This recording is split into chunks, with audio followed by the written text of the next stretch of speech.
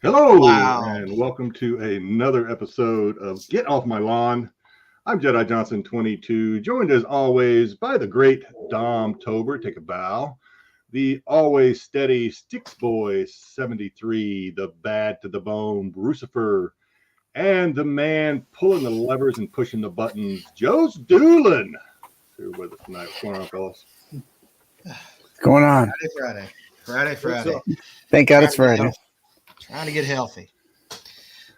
Everybody enjoying their holiday season. I spent my day doing Dom's dirty work on whatnot, so I earned. You earned it. I can see the blood, sweat, and tears.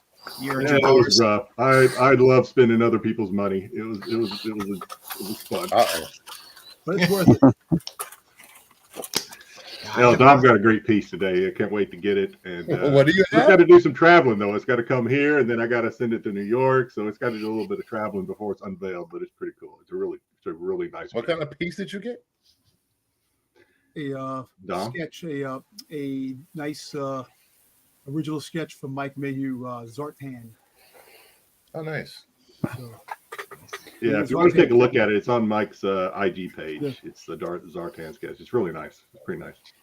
At some point, I will linger back to, I think, whatnot. I just don't do it. Don't do it. It's a bad drug, man. It is.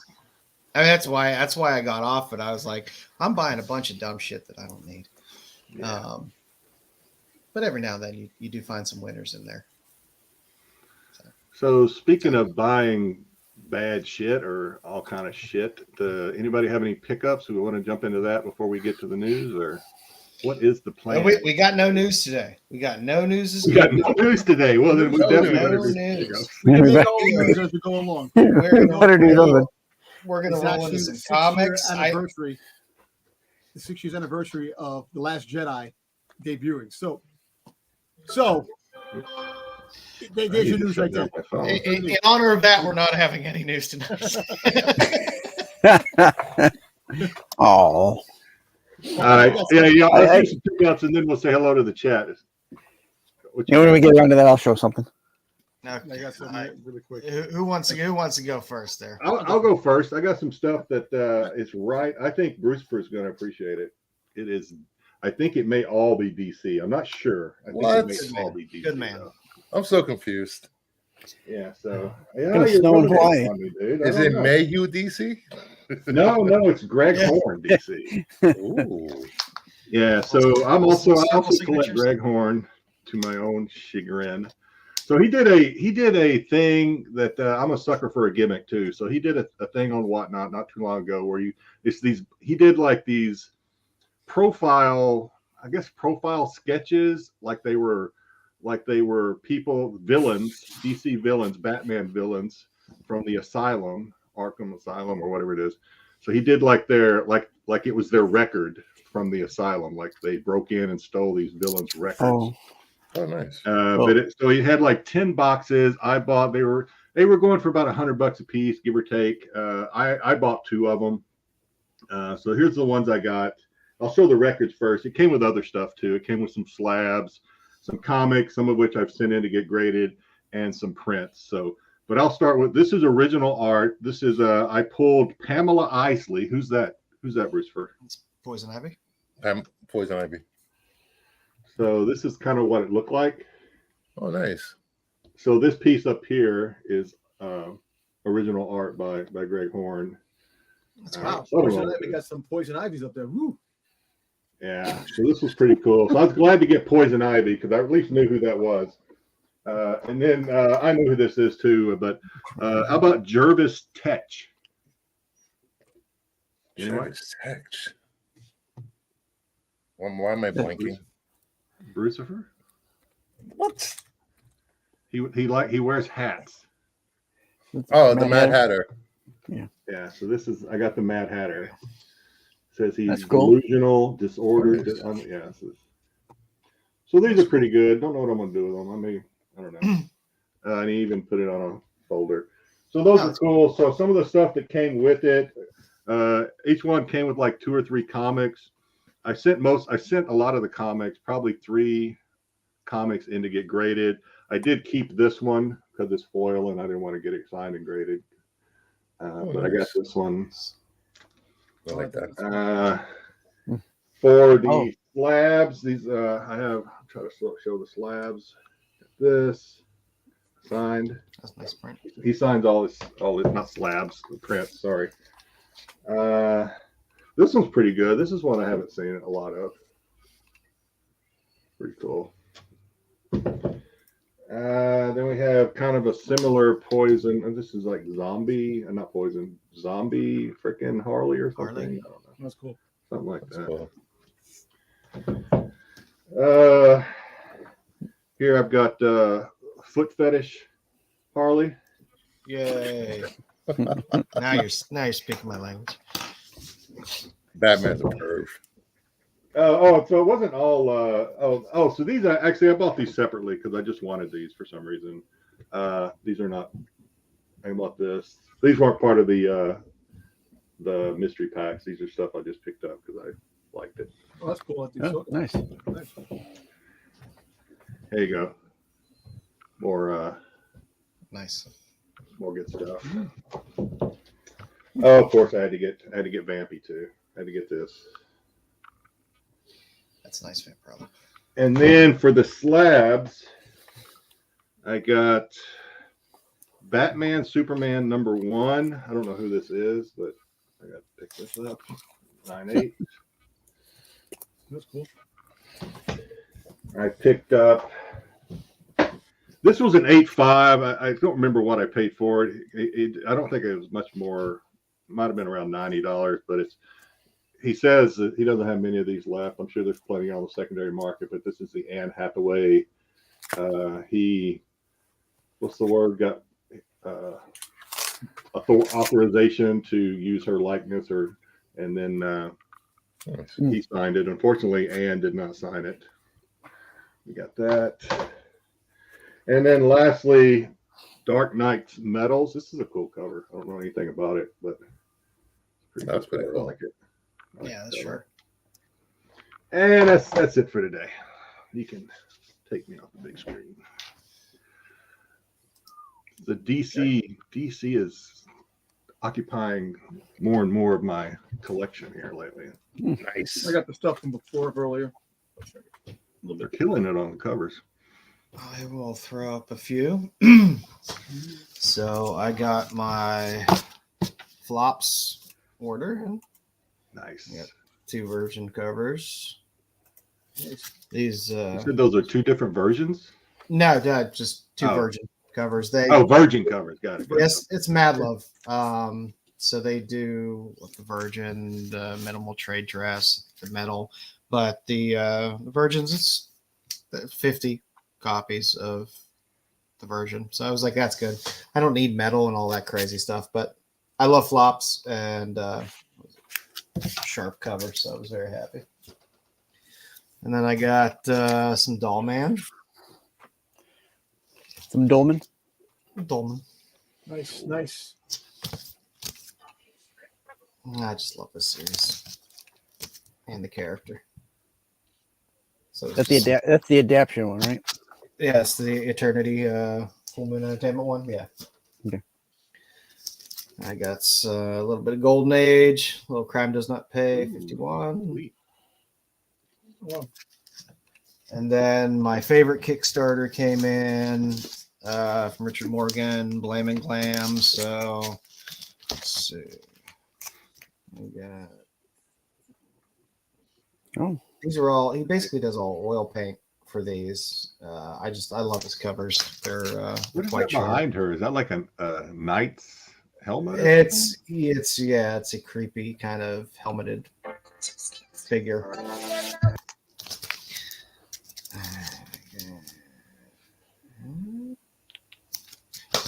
I just love it. Richard Morgan I really enjoy his art.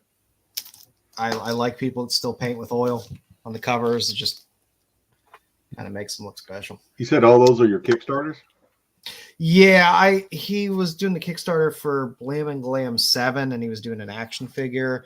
And half the time with the Kickstarters, you can end up getting some of the back issues as well. So I loaded up there. This is the one that I bought it for. Joe T and the tentacle porn on his cover stuff. Yeah. And then there was also another favorite artist, Bang Bez, did one of the covers as well. So okay, so that's the helmet on that other cover. Yeah, Bang Bez doesn't do stuff that often. So whenever I can pick up his covers, I do. I can't show you several of the other books that I got from that. So. Yes, you can. Without copious amounts you can show us tape, after the show. Tape and cover ups. Who's next? Who wants up? Go ahead, Dan. Yeah, so wifey picked this up for me. Some drinking glasses. Nice. Nice. I have my Stemless wine glasses. Yeah, wine glasses, drinking glasses. I can have my my Hennessy and my bourbon. Hennessy. Yeah, I drink Hennessy, baby. Love it. And then I got these. See, that's your way in, Dom. That's your way in. You let the wife display those in your little your little cabinet, and then the next thing you sneak in some figures to give it some ambiance around it. How do you think the plan was? It was the plan. Damn, Jedi, you read my mind. Figures are. Yeah, I got these carbonite slabs that came at over sale for cheap. Got a couple of them. Carbonite slabs? Yeah, carbonite slabs. It's the company that they get their own cards. Are those metal cards? Or are those? Oh, the cards are like the chrome cards. They already come in. The chrome. Slab. Okay, got it. Yeah, okay. They're customs, right? The custom slabs. Well, the slabs are custom. Yeah. But it's a website. If you go on Instagram, they have carbonite slabs. They have different cards and stuff like that. A lot of them sell out fast too, and they're cheap. Not bad. $7 and $12 for a card in a slab. Can't go wrong with that. Yeah, that's nice. That's it. We don't have a lot of stuff. All right, Sticks. Yeah, I'll go next. I picked up just a handful of things this week. I got a JPG signed Ninja Funk this week. Picked that up $5. Why not? Picked up some Yoda, trade dress and Virgin. Oh, nice. Who did that one? I've seen that one. Who did that? David Nakayama. Oh, it's Nakayama. Okay. Yep. I've not seen him before. I picked up an Amazing Spider-Man number 25. I didn't have that one yet, so That's cool. I'll pick that one up. I got a cover that covers one of the best Star Wars animated series of all time, Star Wars Resistance. So you're the one. Okay. There you go. You only win. Gotta get your sprouts in. Yeah, a couple more Yodas here. They picked up. That wasn't a bad mini. I picked up a Captain and the Game Master number 3. Nice. Nice. And then I had shared this one in the chat. They had picked this up on Whatnot the other day. I had picked up from Doctor Who. I got another There you go. number 1. And then I got the Marvel Premiere 57 first appearance of the 4th Doctor in Marvel Comics proper. Nice. It is a reprint of a UK comic, but it's still It has a little bit of a vintage look. Maybe not vintage, maybe Bronze Age look. Is that a Bronze Age book? So this is from 84. So yeah, bronze. 84. Yep. Yeah, bronze. Yeah. So that's it for me. All right, Bruce. All right. Bring it on home. All right. I got a Scar Full Metal Alchemist pop. Oh, he's into pops now. Shut up. Cool. What have you done? I got a Deku My Hero Academia pop. It's the rule of 2 Jedi. One is the master, one is the apprentice. Hush pop. Tell me to hush. Hush. A McFarlane Collector's Edition Firestorm. You guys see what's happening here, right? So Bruce first rubbing off on I'm collecting DC. Bruce first collecting Funko, and now Dom's collecting Mike Mayhew. It's weird. What the fuck's Hey, it's a going freaking on? goddamn cycle. You see? We got How much a emotion? Alan Scott Green Lantern. I'll take that. Thank you. Beautiful, Nice. beautiful. I picked up a Master Comics 129 with Captain Marvel Jr. from 1952. That's a nice book. Yeah, it's very sharp. That was the one from the guy near me, right?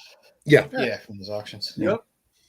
Adventures of Superman 424 and the 9-4. I love this cover. It's an homage to Superman 14. Oh yeah. Is that And Eagly? Is that Eagly? No, that's not equally. That would be cool if it was. And I won this last week. Of course. Oh, boy. Another week, another Hey. freebie for Crucifer. Deadpool 45, Oh my god, really? Mexican foil edition. Oh, the Mexican. Okay. Yeah. Mexicano edition. I, I was like, what? And there's like Mexican Yeah. style. Oh, okay. Yep. and that is it.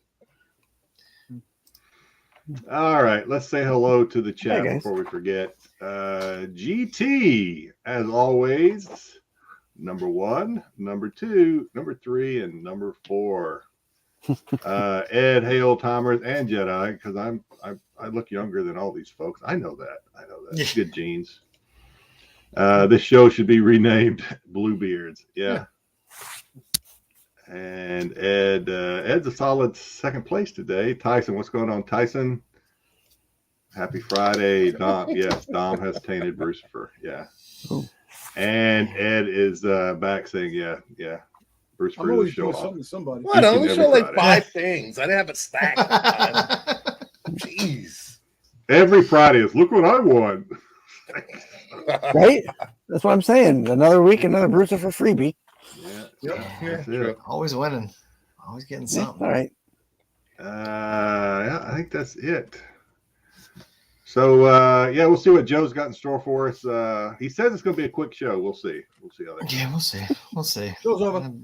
Been a little under the weather, so I've been a little scatterbrained. So might be a little all over the place tonight.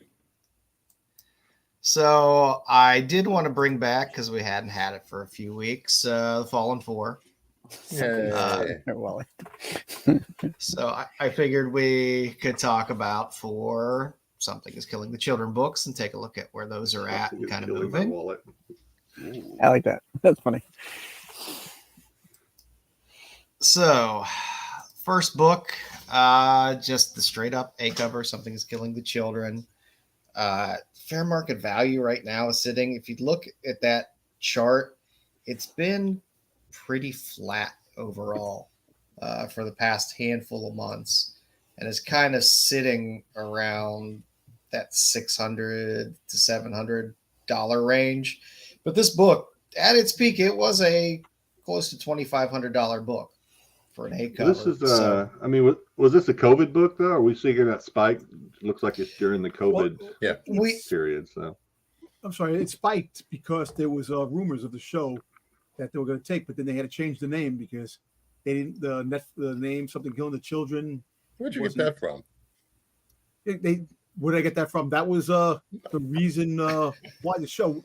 Where did I get that from? From my sources. No, that's. wait a minute. So you're saying the show was optioned, but then the option was removed? No, it was because they optioned, didn't... but it was optioned by if I'm not mistaken, Netflix got the rights. But the fact is that it's at a standstill now. It hasn't. Have you watched some of the shows on Netflix? They kill children all the time. and I mean, the thing is, one of the wildest. Yeah, I mean, the option news isn't what pushed this, but I mean, this was a weird title in general. This title went under the radar for the first few issues, and then once people caught on around issue 6 or 7, that's when it skyrocketed. That's when you see that skyrocket in price there. It was also during COVID. You know, it was also during COVID, so you didn't have as many people in shops, so word of mouth really wasn't spreading about this book super fast. But it is a great title. It's Tinian. And it's a great story. And I mean, this thing went through the roof. I mean, and they did so many, you know, second print, third print, fourth print, fifth print. I believe there were, if you include I think there was a local comic book shop day. Eight variant. I think it might be more than that if you include the local comic shop day, and then they did one after that as well that just had a SITC. How many? Not that I expect you to know this off the cuff, but how many exclusives were done of this? Like, I know there were some, but not as many, maybe not as many as we see now. I don't believe now there's a butt ton. Yeah, 1 or 2. Maybe 1 or 2. There were retail. Nowadays, every time there's an issue released of this thing, there's like at least 20 exclusives. I think that started with issue 12, where everyone started printing these, and there was 5 to 6 printings each issue. I mean, the first issues got a ton of prints, and once it started catching on, I mean, when I first got this book, and I was late to the show, and I was in my LCS. I think I was picking up issue 7 or 8 or something like that. And I looked behind, and they had like the 4th and 5th and 6th printings for, you know, like 1 and 2 and stuff like that. Mm-hmm. And I'm glad I picked them up because I got them at cover price. They're worth more than cover price now. I think you can pick up like I want to say, I may be off on this, but I want to say it may be the 8th printing of this thing. You can pick that thing up graded at a 9.8 for like $25. No, I think for number 1, the late printings are still pretty pricey for these. Not that 8th printing. Well, the 8th printing, you got to a point where you had the regular prints that went off with the, you know, 1st through 6th or whatever. And then you had this long pause. And then you had a local comic shop day, which was a foil, I believe, of this cover. Mm-hmm. So by then, everybody knew about the book. You were way into it. And then there was another printing after that, I believe. So at that point, everybody knew about it. So yeah, those were pretty much spent. Yeah, But I the think initial... I picked up a 9/8 of the 8th printing of this thing because I didn't know a whole lot about it, but I was like, oh shit, like $35? That's a great deal. I'll pick this thing up. Yeah, I lost money on that thing. I think I sold it for 25 or something. Yeah. It happens. Well, like I said, this one is, it seems to have kind of bottomed out a bit. I mean, it kind of bounces on the same line. It's kind of stagnant now. It's not really moving much, but it's not taking dives. I think I still have I think I have the Frizen. I think I have the Jay Lee. She did a cover, #1 cover. Yeah, no, Jay Lee's cover is great.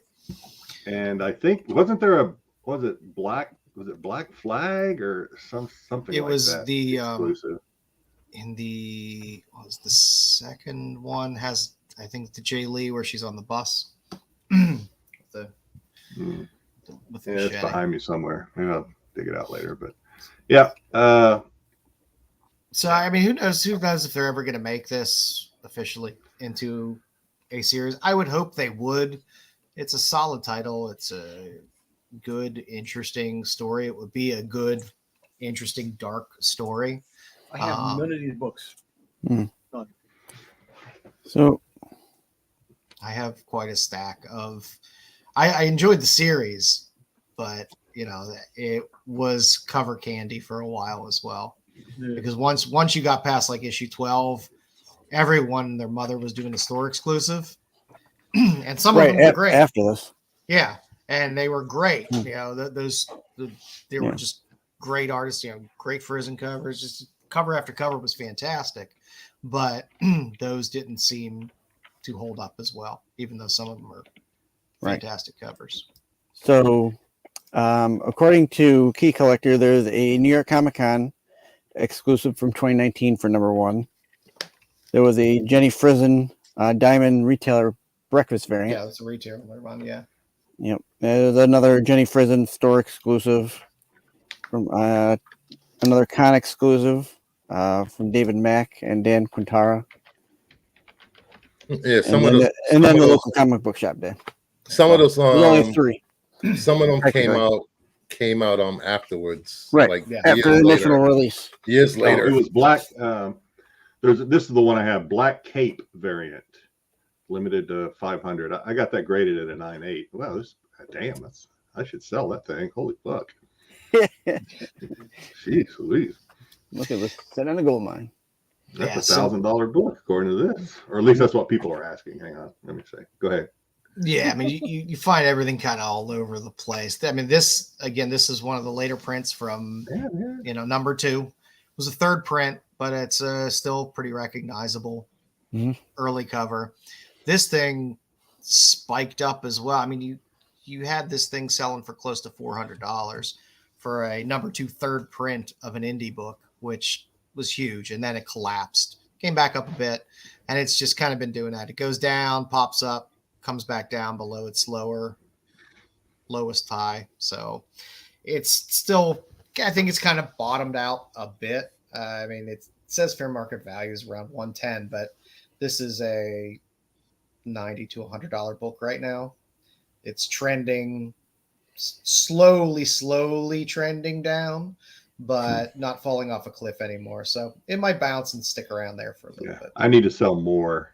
I keep more than I sell, and way more. And like Boogie Fanatic said, the 8th print came out in 2021 versus the first print coming out in 2019. #1. So that gap, those later ones, they were printed to high hell, and everybody had them. But the first handful of printings of the 2nd print, 3rd print, 4th print, 5th print of #1, the print runs on those later prints are very low.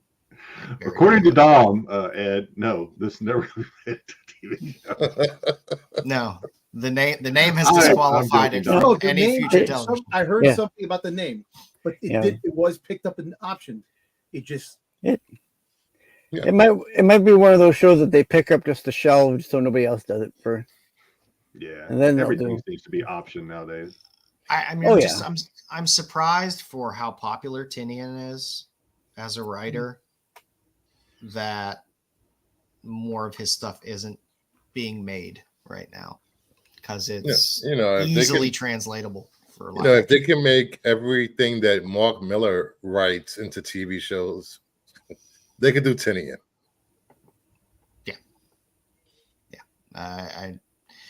Something of his should come out at some point, and this definitely has the most name recognition and traction of the stuff that he's done that's indie stuff. So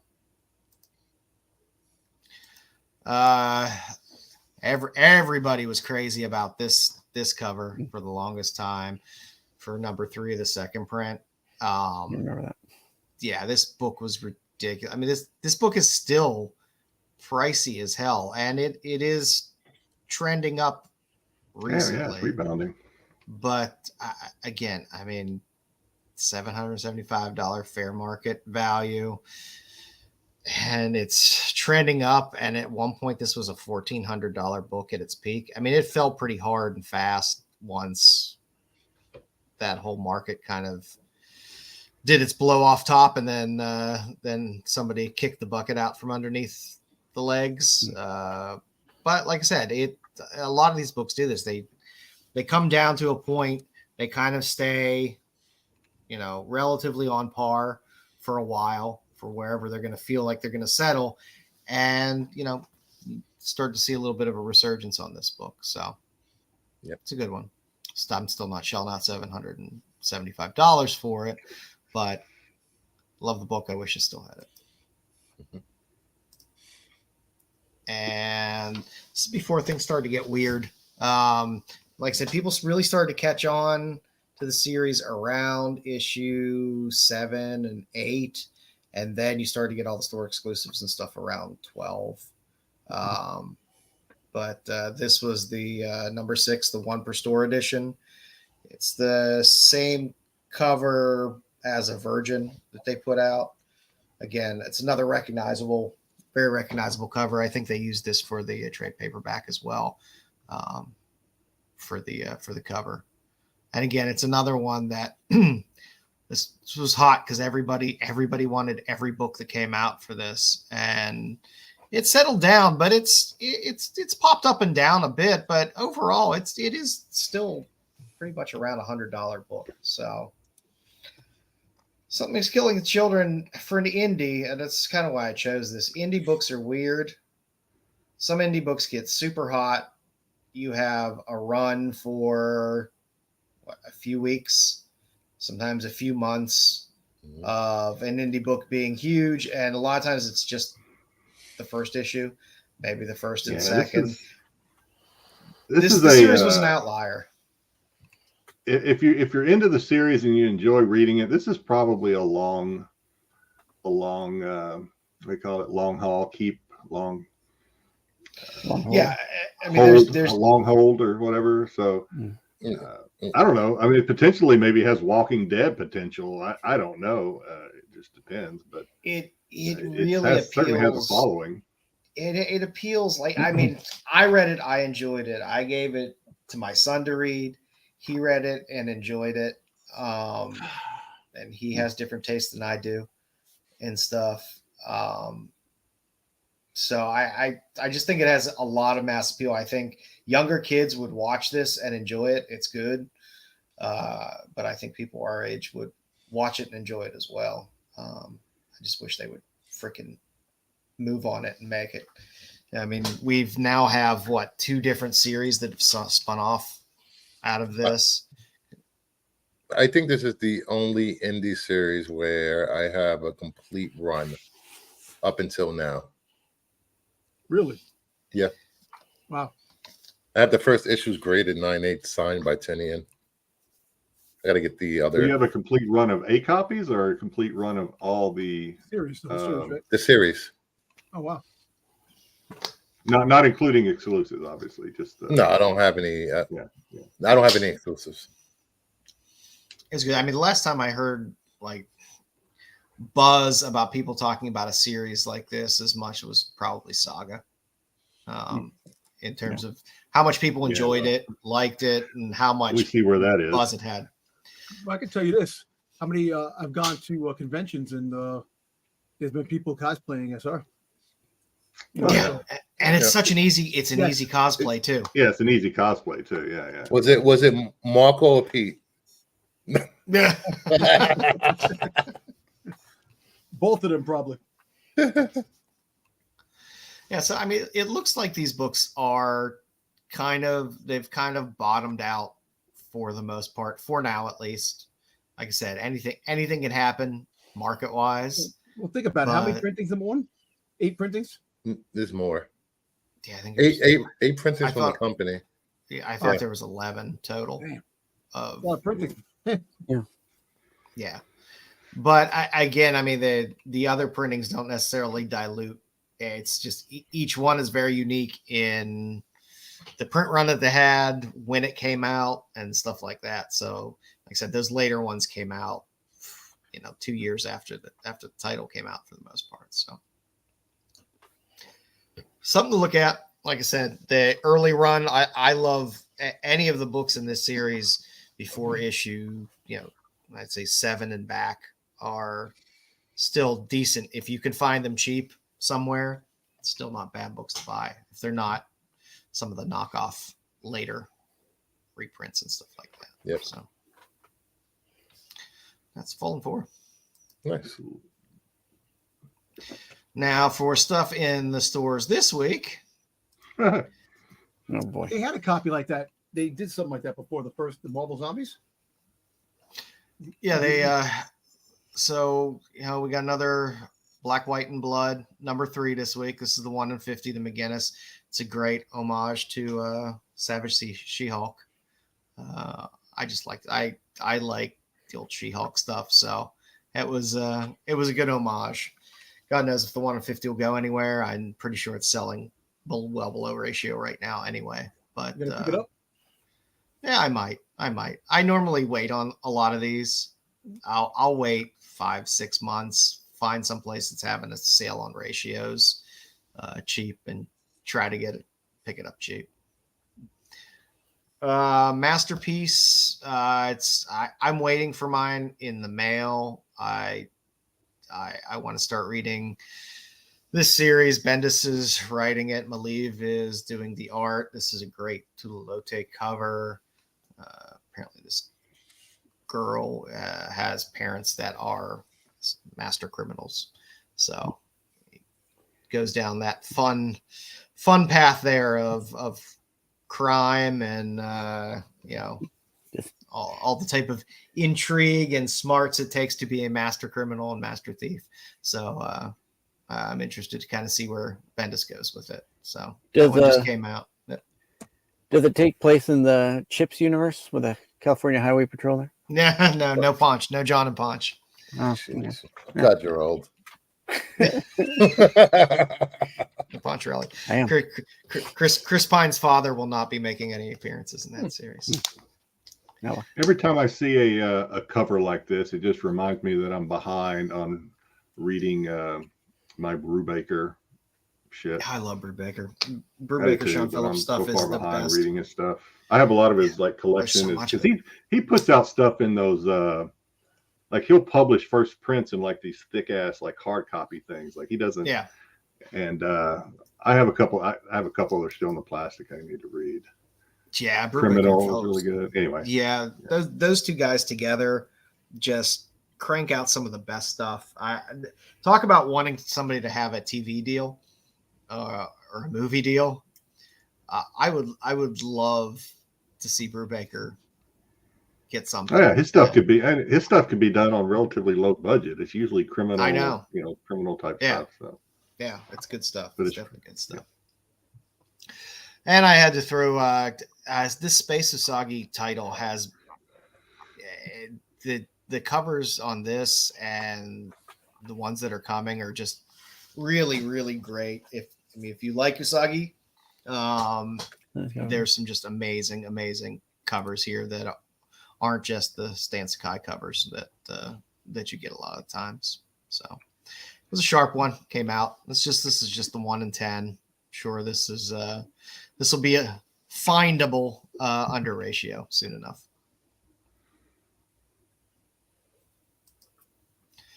And coming soon, this this Amazon's Attack is they've been having some really good covers on it. This is what's coming for the issue 5. This is just a B cover. It's not a ratio, but I'll be damned if that is not a fantastic cover. If you hadn't put the, it's very Frizen-like to me in my little quick glance at it. If you hadn't put the artist name up there, and asked me to guess, I think I would have guessed that was a Frizen cover. There's a little more depth on it, but when you see it, a bigger picture of it, but it's a gorgeous cover, and I like Yarfloor covers, and I like to buy them, and like I said, this one is quite sharp, as is this Avengers Twilight series that's coming out. I think issue 1 just came out this week. The covers on these books are pretty amazing. The Acuna covers are great. This is a pretty sharp Miss Marvel. I have seen a lot of Miss Marvel covers. This is one of my favorites I've seen. Do all the Avengers in this series sparkle? Yeah, I believe there is our Lightning Bolt covers specifically for the series as well. But yeah, there's some really good covers in the series. I don't even know if Joe picked up on it or not. I don't think so. I don't think he did either. What Dick's got it. I did. I said, do all the Avengers in Avengers Twilight, do they sparkle? Oh, okay. I got you. That's sorry. Why Avengers Twilight. I get you. Vampires. Yeah. I get you. And Ivan Tao has the fact that Joe didn't get it was funnier than my joke. So I'm just that's not my wheelhouse of time period. It's a pop culture period that is blind to me. He's out of it right now. He's under the weather. Leave pop culture blind spot. It is. We all have them. I'll tell you what. I got pop culture blind spot in Harry Potter. I haven't never watched any Harry Potter. What? Yeah. Don't care about Harry Potter. I wouldn't consider that a fault. I know people who love it, potheads, man, but I'm just. The books are amazing. The movies are great. It's Potterheads, not potheads. Oh, potheads. Thank you. Potheads are your neighbors. Yes. And a lot of them I see on a daily basis. They're not bad. They're not bad movies. The books, the books are a little much at times, but this last cover is cool. Yeah, it's Kill All Mortals. Kill All Mortals. Okay, got it. Yeah, it's an Ivan Tao cover. Normally, I'm not the biggest fan of Tao because normally he has just like extremely skinny, long, kind of stretched out torsos and bodies. So that this is. I'm assuming that hatchet is on the other side of her face and not like through her face. Yeah, it's not through her face. I think it's keeping her cheek cool. That would have been cool if it was. Yeah, it would have been. It'd probably been a little more blood. But yeah, that'd be cool if there was a big. No. On the side of her face. Yeah. So yeah, it's just some stuff coming out next handful of months. I think most of this stuff is February and on. Dark Horse is still like, after losing the Star Wars rights and a lot of the stuff, they're still pretty holding on. I don't know if they like the first time. IDW. Okay. IDW, another company that's holding on, Yeah, they Dark Horse puts out some decent little indies every now and then. And well, I guess they have Hyperspace Stories now when they decide to actually release it. They seem to be weird with the Star Wars stuff and getting it out on time. All seems to be all over the place. Yeah, I think Dark Horse could lose Star Wars again, and it would be just fine. I mean, when I'm in my LCS, it seems like I'm the only one ever looking at Star Wars stuff. All the others are looking at, other Marvel, DC. They're looking at Power Rangers. If they are looking at indie stuff, it's like Power Rangers. Just are the truly indie stuff that you know. Yeah, unless there's I some think we'll buzz be on a book, I don't see people really picking up a lot of the Star Wars stuff at the stores. All right, boys. I got our Christmas covers up here. Fun. It got easier. You know how much easier it got from Golden Age up to modern. It just kept getting easier and easier. It did, because the covers get a little more fun as you get through as well. So, starting off here, this one is mine. I had to put the Kamiko Christmas Special in here. It's a great Dave Stevens cover, and it's a cool Aliens cover as well. It's a Dave Stevens cover that people tend to miss sometimes, but it is a great one. Also, the Lobo Paramilitary Christmas Special, which is just a fun cover in general. Santa Claus is either in modern books. Santa Claus is either getting his ass kicked or he's killing a lot of people in most of the covers for some reason.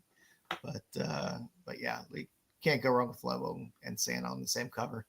And then the last is series Last Christmas. It's a Jeff Darrow cover, and I love anything he does. His work is fantastic.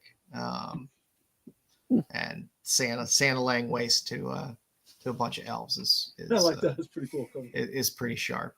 I had that Lobo cover a while ago. I had that. You used to dress like that. What are you talking about? Yeah. When I had hair, my hair used to look like that too. Oh, jeez. Shut up. Another headshot. Here we go. There you go. All right. I'm going to move to the next slide here. Jedi, do you have control of the slides? Yeah. Okay. I'll let Sticks talk about Doctor Who here. I just got to. I was going to say that's Crucifix Picks. Oh, damn. He beat me to it. Oh, shit. Bastard. Right. So this week I picked a good Doctor Who connecting cover here.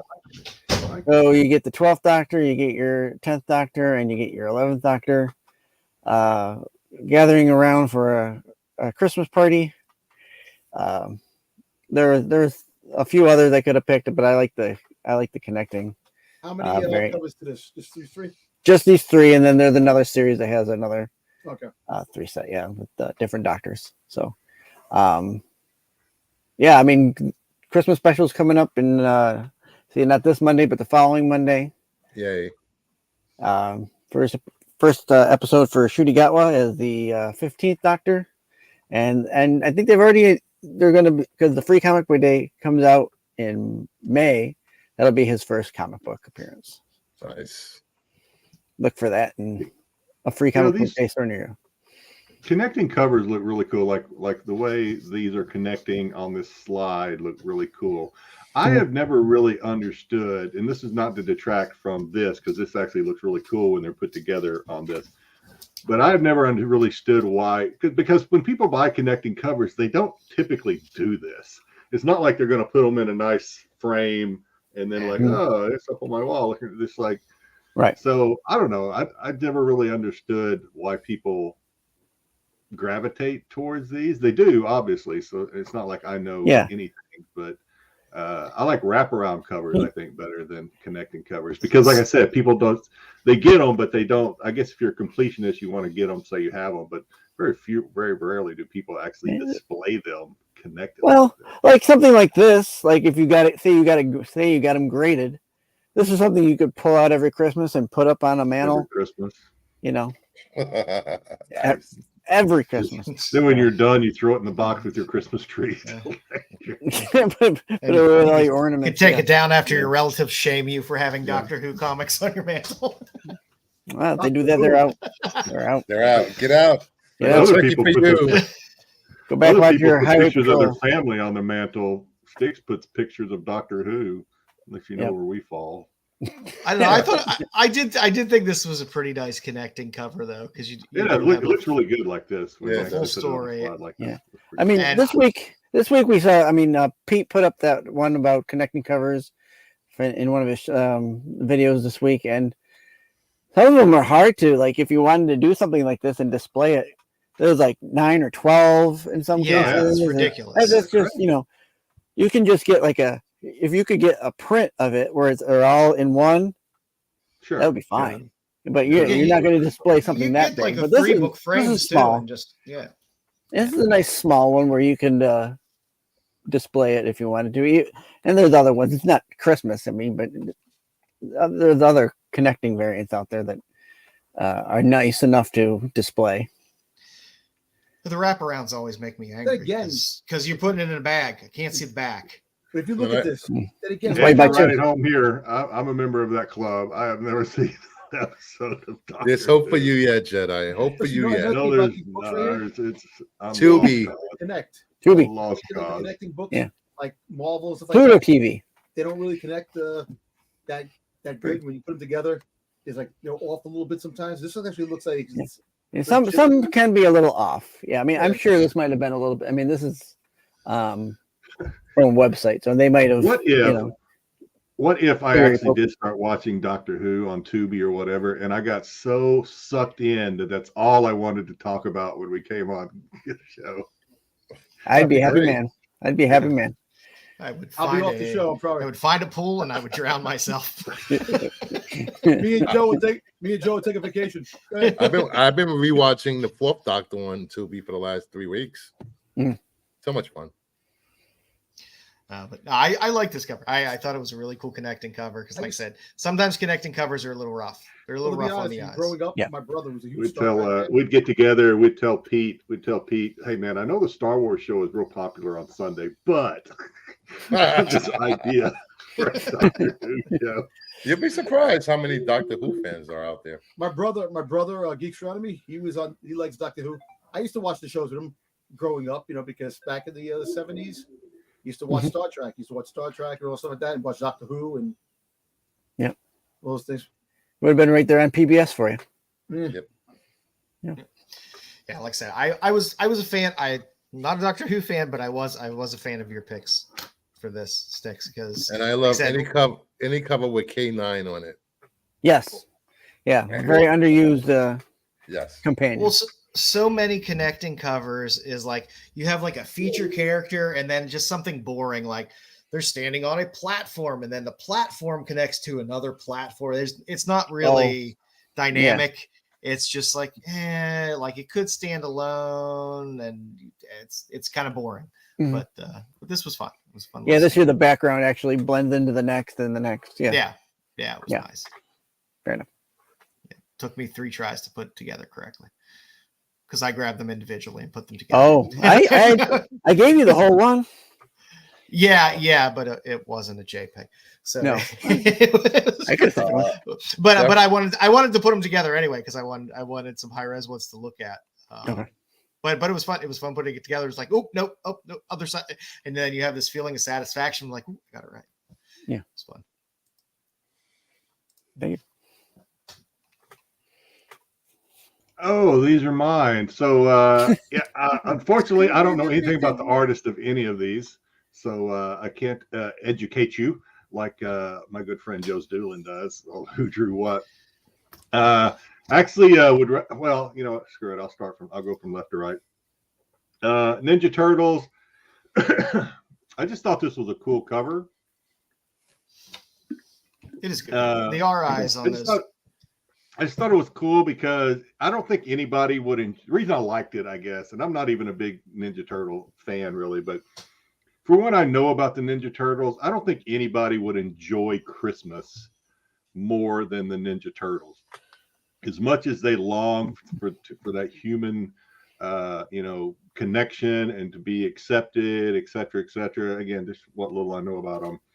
I just think this is a great cover because it just seems like they're really enjoying Christmas and being a part of the holiday. So I like that.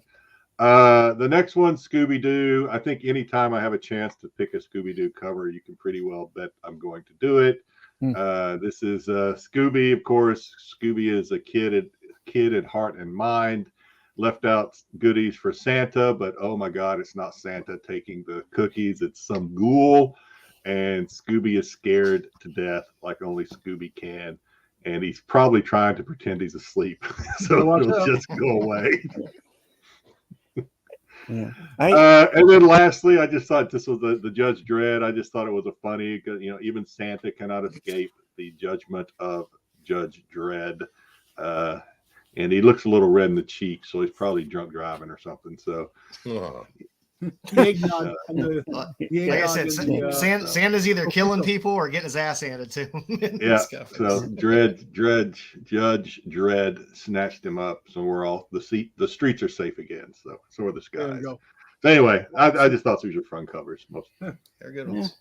Probably got them for soliciting elves on the street. Yeah.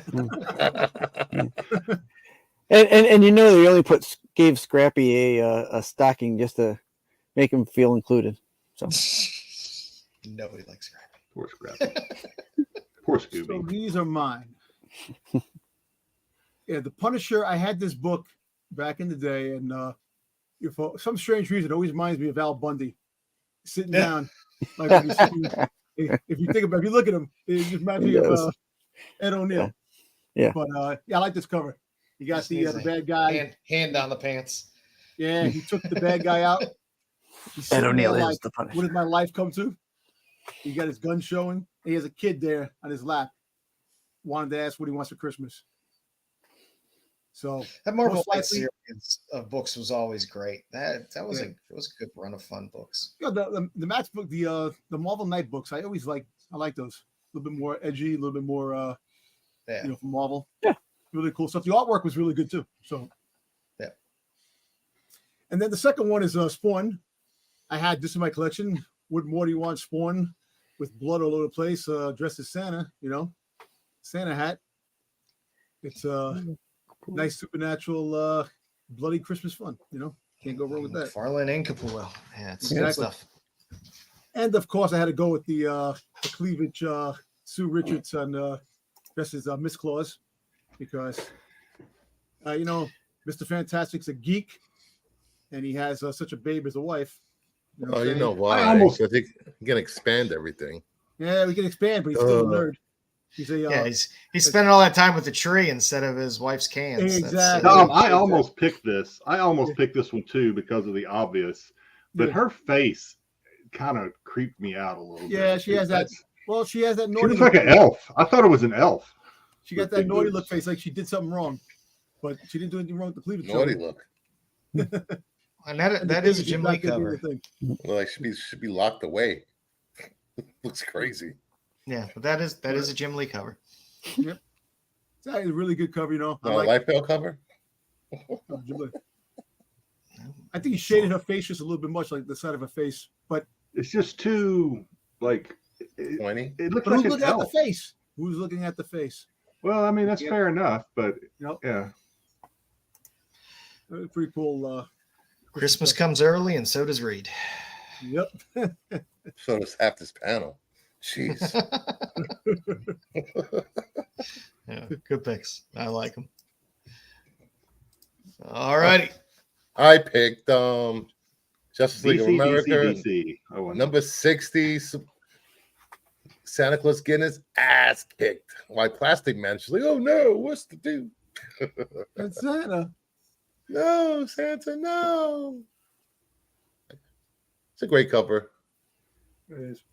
That whole run of JLA was amazing. Anyway, and then I picked Superman 165. Little ornaments of the Justice League. Great cover. McGinnis. Yep, I believe so. Yeah, I like that cover too. Yeah. Just kind of. And then I got Paul McCartney singing with Superman at Christmas party. You lost me on that one, Bruce. What? They're singing Everly and Ivory. Ah,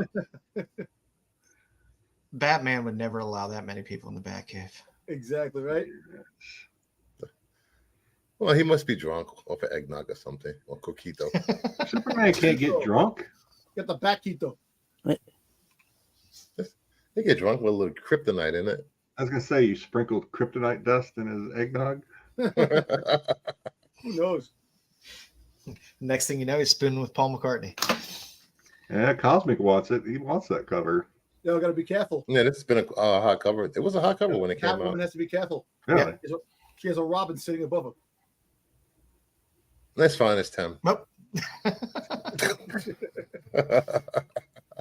Aside from the Beatles comic, is that like Palm's only comic book cover? Cover? I don't believe guess. so. I think there's been I think the Beatles were on a Dell cover, maybe. Yeah, well, Dell that's what I'm saying. Besides like a Beatles, where they're all had their face or whatever on the, and I think there's a photo cover and the Dell. Hello. Let me see. Let me look it up. I think this No, might be his only cover. I have an issue of Metal Men where inside there's a knockoff Beetle group. Oh, They don't call them Beatles, but they're the Beatles. what's it called? Yeah, it wouldn't be. They're not called the Beatles. They're called the Yeatles. This might be the only one. Everything else is pretty much him with the Beatles. Yeah. I don't see anything else. Well, for all you Wings fans out there. There you go. And, Yeah, good. Great cover to get him to sign. Is that the last Yep. one? The last Yep. Yep. So before we get into this, I'm just going to tease everybody with what was just delivered. My son had to sign for it. A box from CBCS that I know I'm not going to be able to wait till Monday on Bruce for show to open. So at the end of the show, for those that want to stick around, I will probably be opening that. Ooh. Ooh, I want to see Fantastic. it. I'm excited about that. Sure, Those yeah. are all the signature ones. Yeah. Oh, that'll be fun.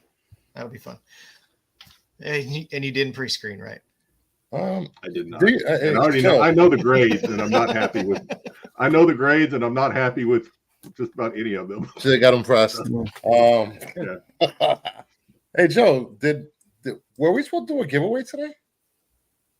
I didn't have one on the slate. I hope but not, because I haven't been running it. Oh, okay. Haven't been Somebody, running the. somebody wants to. We can. No, that's fine.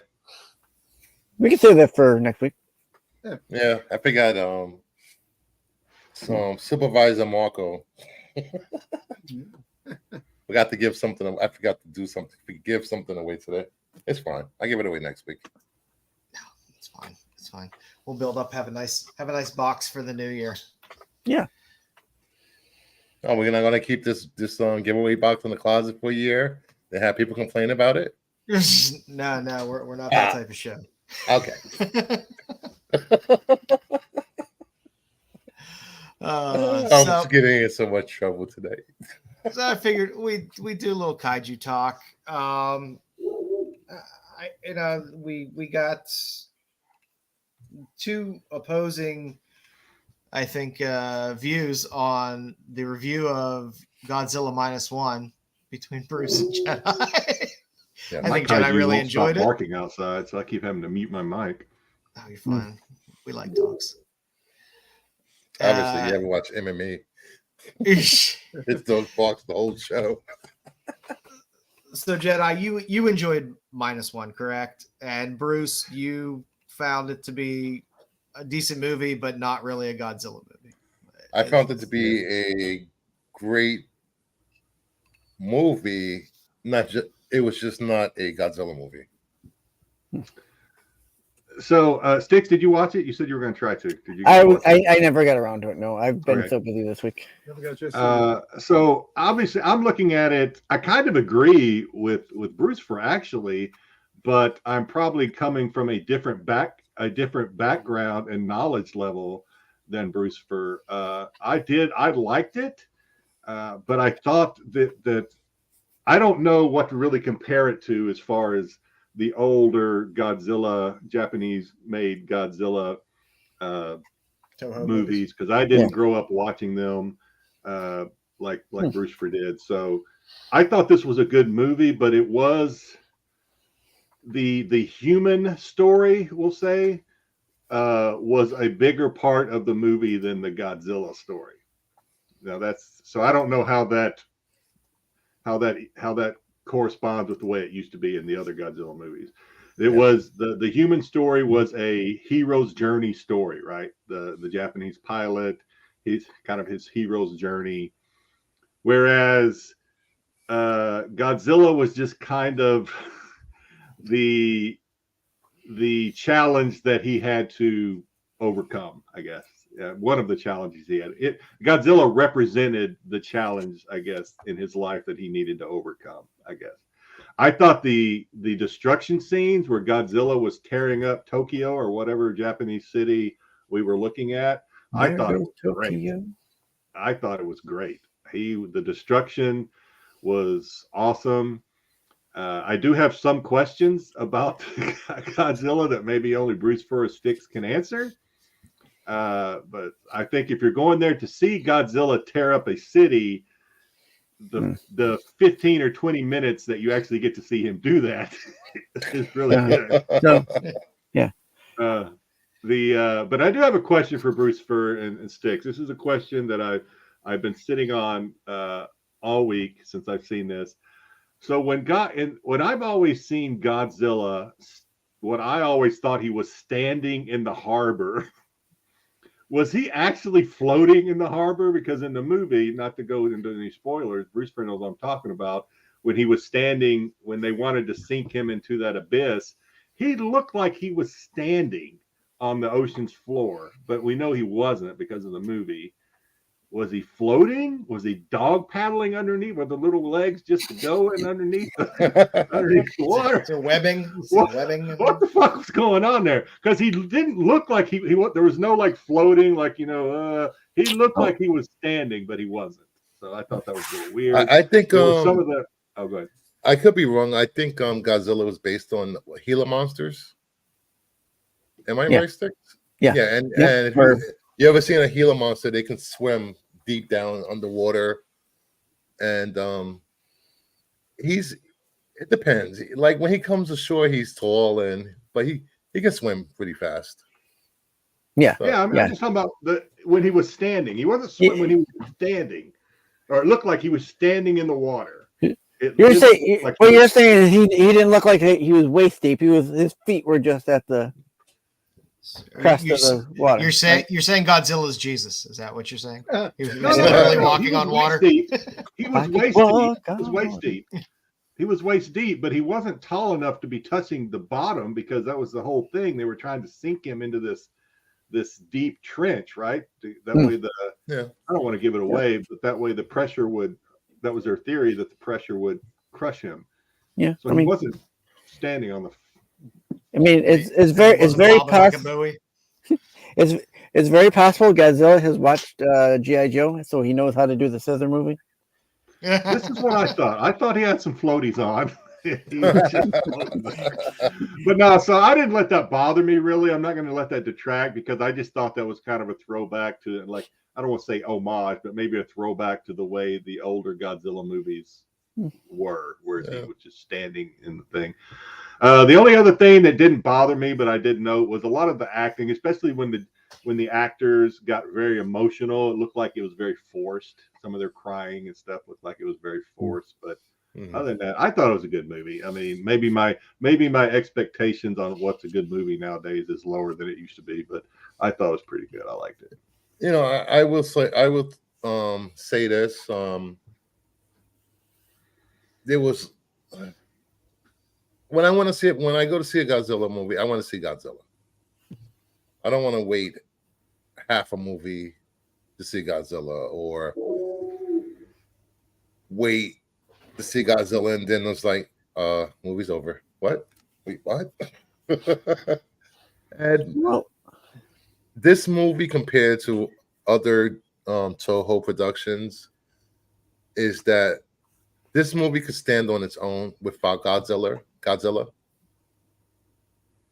The Toho movies of yesteryear, humans were like throwaways pretty much. It was all about Godzilla. Right. The destruction was the main part of the. Yes. Yeah. Then the 70s Showa era, it was all about buddy cop. Let's team up and take down the threats of the kaijus. Well, there was messaging in this movie too, right? So very political. Again, I'm not gonna say I don't want Dom's ears just perked up and like, what is woke? No, it wasn't woke. It wasn't woke, but there was messaging in there, and the messaging being that back during World War II, and maybe even in the other Godzilla movies, as Brewster just kind of highlighted, people were throwaway. Like, the Japanese culture was very much all for the culture, individual. Like there was a scene in the movie where the soldiers were like, why do we keep having to sacrifice ourselves to fight these enemies? Like the Japanese military and the government was just throw people, like the kamikaze, right? Just throw people at the problem. If they die, we got a billion more or whatever. We don't care. Whereas they kind of combated that in the story, like, no, the individuals do matter. We're going to kill Godzilla without sacrificing a single human life, et cetera, et cetera. So there was kind of that messaging there that everybody does matter. And but Godzilla movies have always had messaging. Godzilla versus Smog Monster was all about pollution, and most Godzilla movies, it was the Earth turning on humans, pretty much. Right. And Godzilla was a defender. Right. Yeah, at that time we're dealing with the invention of nuclear power and where nuclear waste and where that's going later on, and then so there's always any movie can be considered termed political. I mean, even Godzilla. Yeah, like I saw with a couple of friends, a couple of YouTubers, and one of my friends, she started crying, and later on after the movie, she told me she wasn't crying about the movie. She was crying thinking about the bombs that were dropped back then in real life and all the people that died. So yeah, the movie definitely touched on that too. Where it's something maybe we didn't see in the what's his name? The movie that just came out over the weekend. Somebody help me out. Not a weekend, over the summer, about the creator Oppenheimer. Oppenheimer. Thank you. So something we didn't see in Oppenheimer that they kind of treaded lightly is we did see it. This movie was not scared away from that story. Seeing the devastation and the broken families and all that stuff that was a result of the bombings in Japan. So, and to that point, I mean, with Japan being the creator of the movie, that's their history. Yeah. So using their history, that makes sense for them. Where us, I guess they say history is written by the victors. You write the story the way you see it. It was funny. America's like this. Nah. That's not the way it goes. Nah. Meanwhile, they lived it. It's hard. I mean, it's hard to deny what happened. You know what happens when you drop a bomb on a city. But that makes sense that they covered it in the way they see it as a society. Yeah. It was difficult to see the way that Tokyo looked. I was just like, holy crap. I couldn't imagine living there and having that happen. Don't worry about it, man. They rebuilt it and Godzilla destroyed it again. So don't worry about it. That's kind of what happened to go. Yeah. So, and again, crying is only acceptable in E.T. when he's graying in the crate. And I'm gonna keep every time you say that, I'm gonna keep adding Armageddon. I'm setting you up, Jedi. I'm setting you up. Okay, every time I want to give Jedi some Godzilla homework later today. Oh, geez. Oh my God. I think we have Max, done your Batman homework yet. So I wanted everybody to kind of pick their favorite kaiju just to see what everyone came up with. So first on our list is King Kong. Easy. Yeah, like I said, I guess you could. I mean, I assume if King Kong wasn't a kaiju, you guys would have corrected me in the chat when I listed King Kong. She's a giant monster. I picked King Kong because, like I said before, I didn't grow up watching a lot of these. I didn't have cable TV or whatever the 80s version of cable television was. So I didn't have a lot of access to these movies. What I could see every once in a while, with a lot of static involved, I could catch a Godzilla movie or not a Godzilla, a King Kong movie, or King Kong Jr., whatever the hell it was. I can't remember. Mighty Joe Young. Yeah, So I've always been team King Kong. Even Godzilla versus King Kong, I've always been team King Kong. So I don't know. I mean, he like me. Maybe he has a attraction to hot babes. So maybe that's something we have in common. I don't know. But I just always pulled for Kong. So I mean, that's really the only reason. And I don't have a lot of knowledge about the others. And other than once Sticks talks, I'll chime in a little more about what I liked his picks too. But I went with Kong for my favorite kaiju. Kong's a great pick. I mean, from the 1940s, the Ray Harryhausen effects. Yep, it's groundbreaking. I'm not a big fan of the '76 remake, but I do like the Jackson remake. Jackson with Peter Jackson Jack with Jack Black. Jack Black. Jack Black, yeah. It's actually pretty good. I like that movie myself too. And there's even from the 40s. There's a couple. There was one other King Kong, and we mentioned Mighty Joe Young. Mighty Joe Young, yeah. Yeah, and they had a remake of that as well. Not bad. Say again. 1948 was the first Kong, right? 48. I think it was 44. 44 or 46. Yep. Right there in the middle somewhere. Yeah. So, yeah, Kong is a great kaiju pick. Definitely a kaiju. Yeah. It's one of the first. And they have a lot of. They're building a lot of stories around Kong now. With the whole MonsterVerse. They have crossovers. King Kong and Planet of the Apes. They had Kong. So we got a lot of good things that are going on right now with Kong. That book there, the King Kong Great War, that's the Dynamite series. I think that cover just came out a couple weeks ago. So, it's a fun time for kaiju. Next on the list, Mechagodzilla. This is me, Mecha. I always was fascinated with robots and stuff like that. And when Godzilla met Mechagodzilla, I thought that Terra Mechagodzilla, I thought that was awesome. Also, I have a story that my mother gave me money to go buy a Mechagodzilla toy at a toy store. And it was like die-cast metal, and it was really cool. My brother took it and bought Micronauts with it. And I never got the toy, and it sucks because it was really cool. I forgot what store it was, but it was just sitting there, and I was like, "Oh, I want this toy," and never did. But Mechagodzilla, I always liked the idea of robot. Like the same thing with King Kong Escapes, with the Mecha Kong. I like different variants of the monsters, especially robot versions.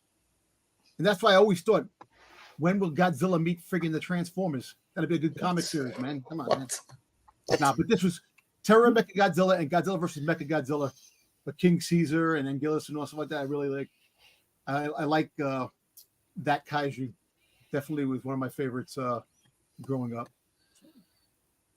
Built by aliens. It was fun when you started to get all the monsters and everything together in the movies. I like that. Next on our list, speaking of King Caesar. Yay! The Lion Kaiju. Oh, that's pretty cool. I didn't see that comic book. Megalon and King Caesar. Oh, shit. I got to find that book now. Oh, jeez. Yeah, it's a good cover. IDW has some great. They just great had Megalon, the Return of Megalon, like a little short. You saw that? I sent it to you, Christopher. Yes. Megalon go good, man. I've always been a fan of King Caesar. Has been one of my favorite Godzilla partners in the movies. And having it seemed like to summon every kaiju, someone had to sing in every movie. I know. Mothra, friggin' King Caesar. King Caesar. And now And the Megalon, the new Megalon short. This little girl with a little omelet who summoned Megalon. So he had pretty cool heat vision, eye beams. His ears perked up when he shot it. he's a dog. He's like a dog. Yeah. It's supposed to be a temple lion. Yeah, lion dog. He looks like a dog. Oh, jeez. He does. You guys are horrible. Yeah. But he's one of the funniest looking kaijus. He's just hilarious. He's wonderful. Yeah, I think this funnier. The giant lobster. I forgot his name. Yeah. The sea Oh, yeah, monster. the giant crab. Yeah. Some small Yeah, monster was funny looking. Yeah. The Smog monster was funny too. That was a good Save choice. the earth, save the earth. I had to choose Mothra just because of the twins. I just I remember don't think the twins are kaiju. They're not. No, but they're part of Mothra. They're part of the lore. They Come on, How listen. that- Joe, I know how why you else took is Mothra going to speak to people? Listen, if I you know didn't have the took Mothra fairies? for a reason. Mothra, so you could have the twins in your pocket, each pocket to play pocket ball. Yeah. Oh, God. Help me, I don't know. please. I just remember being a kid watching these old movies and then seeing the twins and be like, "What the fuck is going on?" It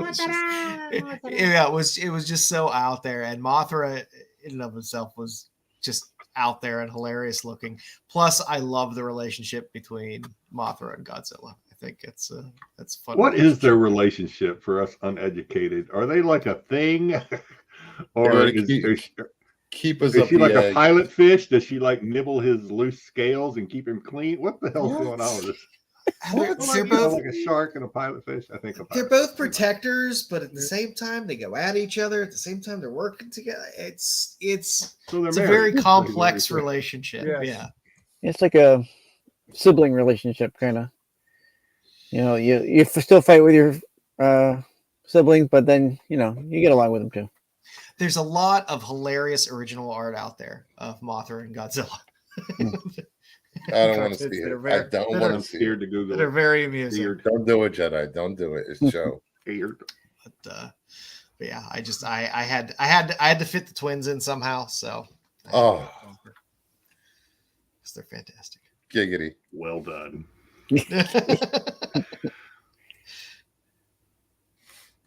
All right, cool. All right, Stixie. Karloff. All right, so I went a little bit off the Godzilla realm, and I went into Pacific Rim. Which So is I great. decided to pick Karloff.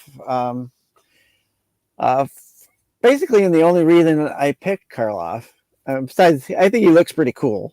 It's like But Groot.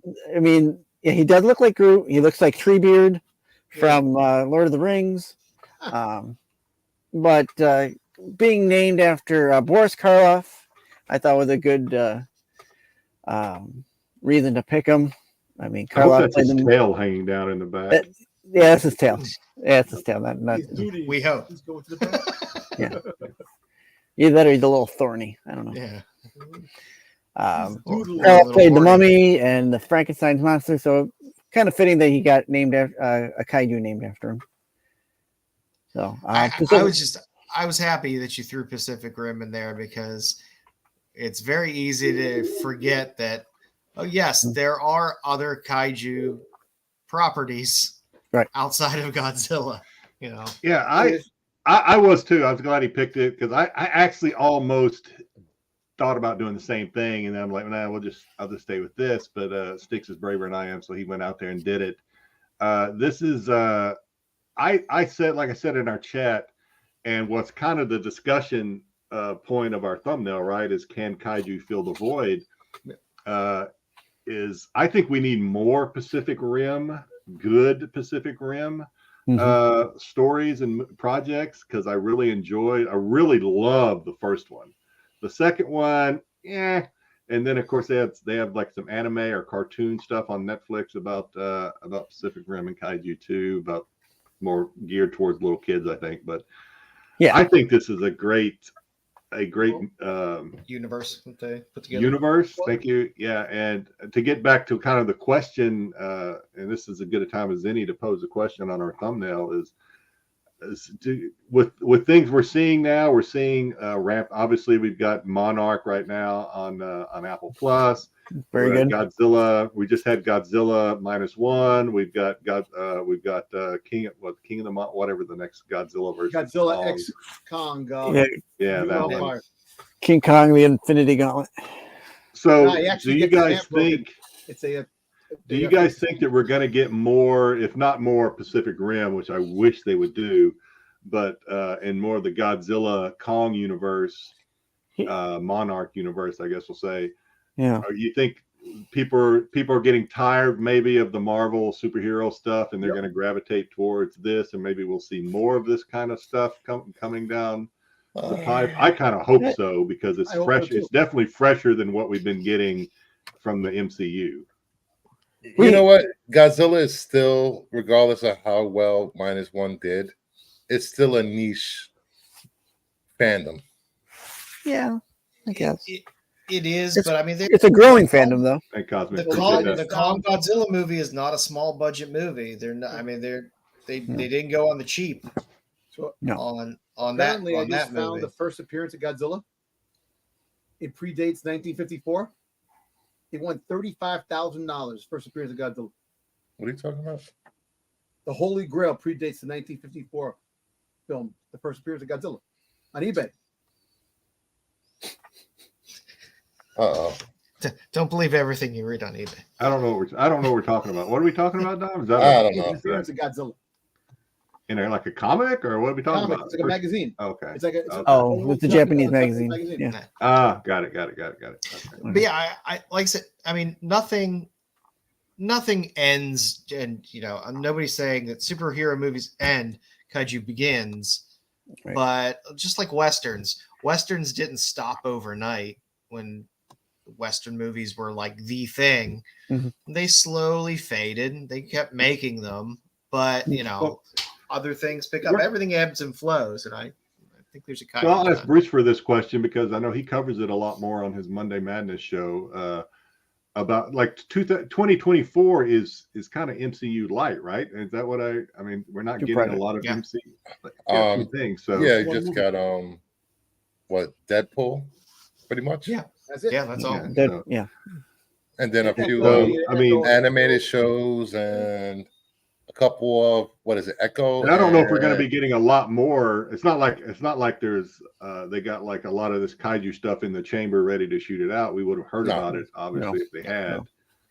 I don't know, maybe missed out. So one of the questions my son asked me, or maybe these projects are going to come from overseas, because one of the question I think it was my oldest son that asked me after the success, which it was a success based on its small budget, is like, hey, you think we're going to see more of these Godzilla movies coming out of Japan from the same Japanese movie production company?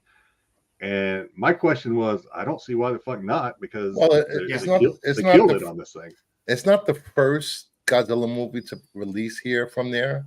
It's the first one that actually made money. Yeah. It's the first one since the pandemic, though. The one before the pandemic was Shin Godzilla, which didn't do that great. No, because it wasn't very good. It wasn't. I like Shin Godzilla. Damn it. No, the Godzilla looked awful on that. I'm sorry. Cosmic's got a good point here. We're also seeing in this lull, if you will, of MCU, we're also seeing some Predator and Alien stuff. One thing I see about people criticizing Hollywood and there are other movies out there besides superhero movies. There have been great movies this year. Yes, but people aren't watching them. There's great movies, but like a good drama isn't going to be a blockbuster. It's a good movie, could be a good movie to watch. I watch tons of indie films and stuff like that. I love them. That's what I truthfully prefer to watch most times. But in terms of blockbusters, in terms of what gets asses in seats at a theater and gets people excited, Mission Impossible was supposed to be a blockbuster. No one went to go see it. it's a reach for people. There's no reason But- why. I mean, when you're running 8, 9, 10 movies into a franchise, I think people just get tired of it. I like the Mission Impossible movie. I thought it was Fast and the Furious did amazing, pretty well considering the budget. They killed it overseas. That's a sharp demographic for Adderall riddled, 20 somethings to go watch Fast and Furious movies. But yeah, I mean they do okay, but I think there's something that needs to fill, because there is a bit of a lull right now. DC is not really going to have anything after Aquaman, really, in terms of theaters. Yeah. Until 25. Except for Joker. Yeah. That's its own thing, though. Yeah, I think I'll take a kaiju movie over singing. I'll take the singing. Lady Gaga any day. Again, that's fine. Everything's personal, preference for some of this stuff. But in terms of just wide mass appeal of seeing a big spectacle on screen, that's what people want out of a blockbuster. If people are thinking Taylor Swift is going to be in Deadpool 3, best believe there's going to be, if she's in the movie, there's going to be a musical scene with her and Ryan Reynolds singing. You know what's going to happen. Better be disco. No disco. She better have some bell bottoms on if she. There's no damn. Yep. Freaking 2023. God damn it. I'm old school dads. Christopher's doing his damn best to ruin Deadpool 3 before it ever even comes out. And again, in Dark Phoenix, we already saw. Like James Gunn said, cameo porn never works. Putting all these cameos in movies takes away from the movies. Yeah, I don't disagree with that. I mean, if your movie is based on that, that's one thing. Yeah, that's a whole different thing. I should say. Yeah, I don't know. People got high expectations for this Deadpool movie, the same way they had for Doctor Strange. Oh, look how that turned out. Yep. Oh, let's spec on all these cameos. Dead 2 minutes later. Yeah, if anybody thinks there's going to be anything substantive out of Deadpool 3, delusional. Yeah, I mean, maybe they tease something X-Men wise, but the cameos of characters that you've seen before, Famke Janssen is not a speckable Jean Grey character. If she shows up for 2 seconds with her plastic surgery, everybody's seen the spoilers. Everybody knows what happened to Sabretooth. That movie has been spoiled to death. Yeah, but like I said, I think something. They need some type of. People miss blockbuster movies. You don't need too many of them. I mean, we had two this year. Guardians we had Barbie two this year. At 3, Oppenheimer 3. Yeah. So it's not like we haven't had them. Yeah, I don't know why they released 2 of them at the same time, but they did. So. Well, two different studios. Yeah. Yeah, two very different audiences. Without Barbie, Oppenheimer wouldn't have made money. And Oppenheimer is coming back to the theaters. I won't say that. I think Oppenheimer. I don't think it would have made as much as it did. It was just two very different audiences. Yeah, I mean, you did see that, right? They're going to be putting Oppenheimer back in the theaters. Yep. I saw that. Yeah. Are they doing it on IMAX or just? I think it's IMAX. So there's what, $15 a seat? Yeah, something like that. Timothy Chalamet is going to play Bob Dylan Cosmic, and that hurts me. I love Chalamet; he amuses me. I love Bob Dylan. I don't want to see Timothy Chalamet play Bob Dylan in a movie. Everyone's loving Wonka. Wonka's getting great reviews, and I will watch Wonka. Yeah. You still have your homework, Bruce. You still need to see the original. I'm not watching the original. Oh my God, it's such a good movie. Oh. If you could sit through Nightmare Before Christmas, I'll watch it with you. I didn't sit through Nightmare Before Christmas. I turned it off. you could That was watch me. That was me that did that. you could watch the original. The original is great. Gene Wilder is top notch. The last time I asked him, Red 5 had not yet watched Santa Jaws yet either. So, Oh no. yeah. There's All right, only what's next, man? three movies I consider the holy trinity of musicals: Yankee Doodle Dandy, Oh god. Mary Poppins, and what's Annie? the one with no, not Annie. Crap. It better be Grease. With Fassbender? Who? What's with the nun? Crap. Oh my God. Sister Act? The original Ocean's 11. Yes, the original Ocean's 11. Jesus. No, it's Grease. I'm just kidding. Singing I have I still have the DVD with the little leather jacket around the DVD somewhere. Oh god. Wow. Hmm. That might be worth something somewhere. Oh yes, Somewhere. it's around here somewhere. In Rydell. Dom's looking it up on eBay right now. He wants to. Let's see how much it is. I need that little yellow jacket. Put that in my Boba Fett. I can maybe do Singing in the Rain. 'Cause Exactly. I do dig Gene Kelly. Boba Fett the But, musical is awesome. Boba Fett the All music. right, let's get on to Kaiju Collectibles, man. We're getting off target here. Yeah, I wanted to just run through. When we think about collectibles, we talk a lot about comics and toys and stuff like that. But movie posters, because these movies have been around for quite a while, these movie posters go for quite a great deal if you can find the original movie posters. A lot of the foreign posters as well out there, not just the Japanese ones or the ones from the US, but a lot of French ones, stuff like that. You can find amazing art on them, and a lot of them.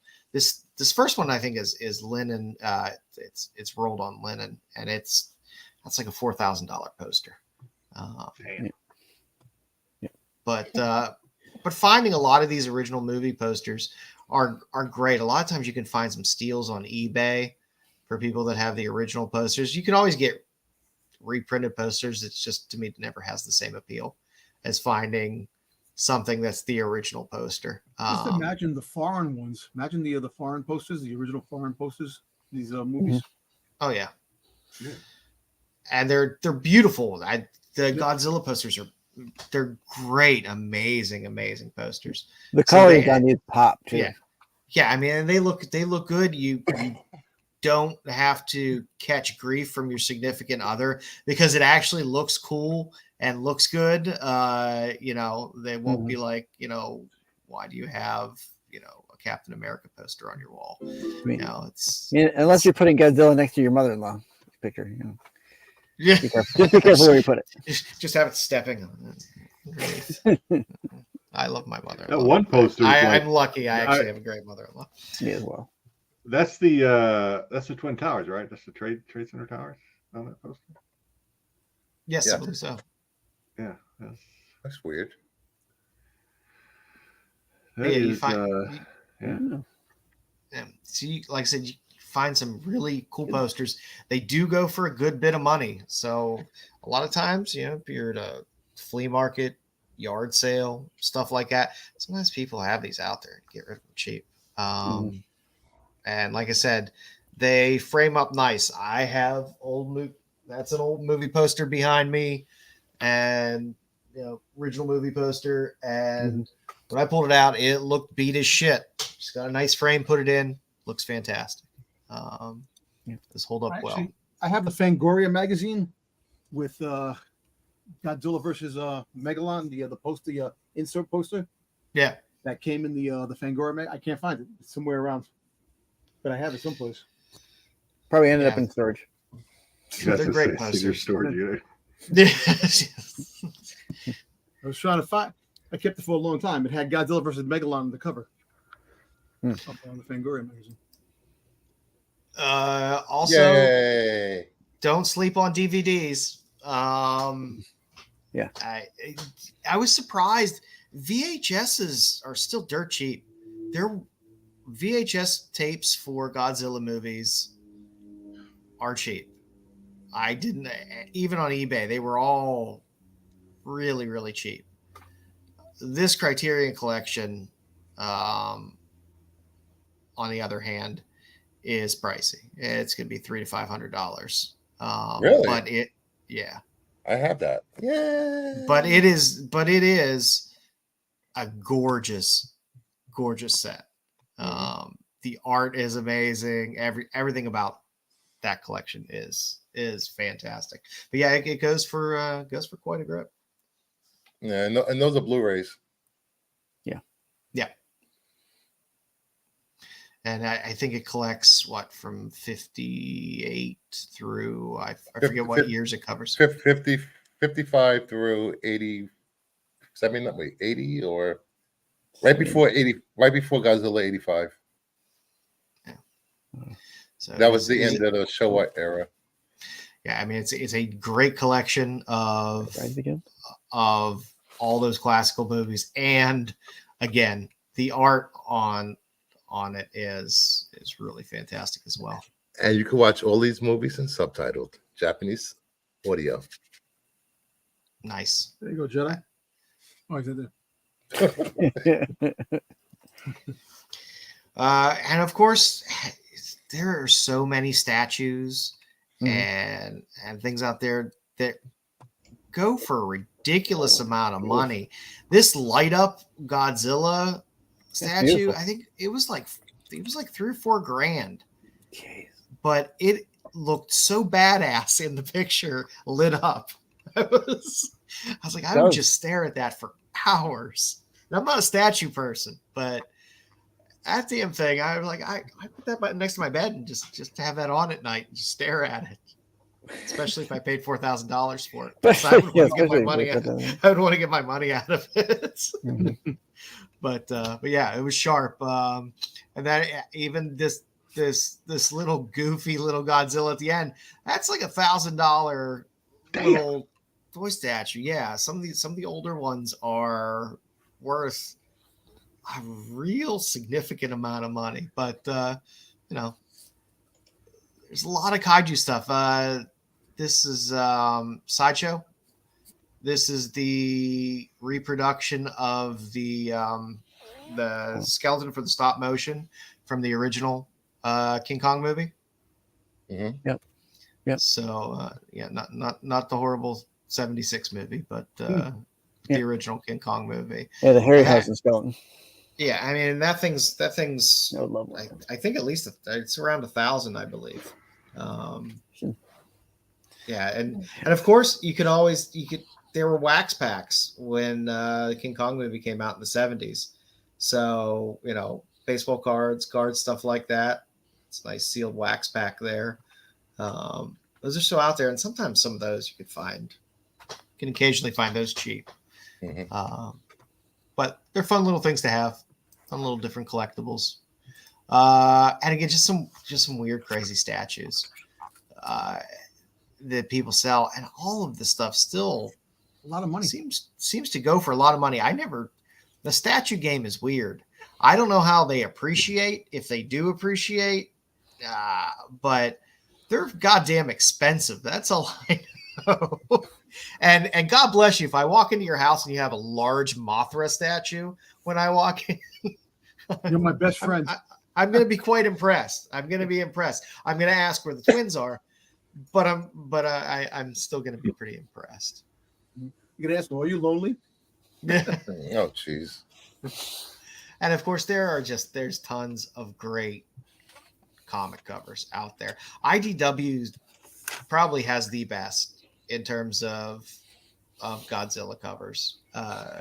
They just have a handful of series that have amazingly phenomenal covers. Dark Horse had some as well. You had the Marvel run where you had the real goofy looking Godzilla.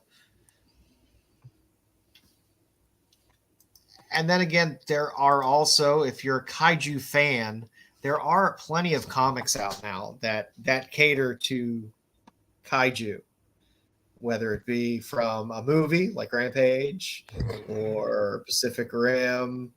There's just some weird one-offs as well that are just fun series that are out there. So there's a little something for everybody in the kaiju collectible community. I'm sure there are pops. Dom, I'm guessing there's Godzilla pops. Yes, yeah. I'll show you one right now. Perfect. Top. Yeah, I picked up glow in the dark Godzilla. Heat ray Godzilla. Nice. FYE. Nice.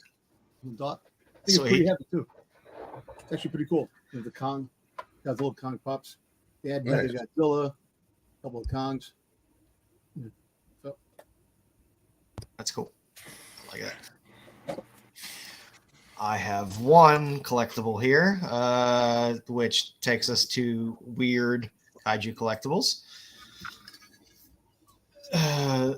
This is the 1976 King Kong Jim Beam decanter.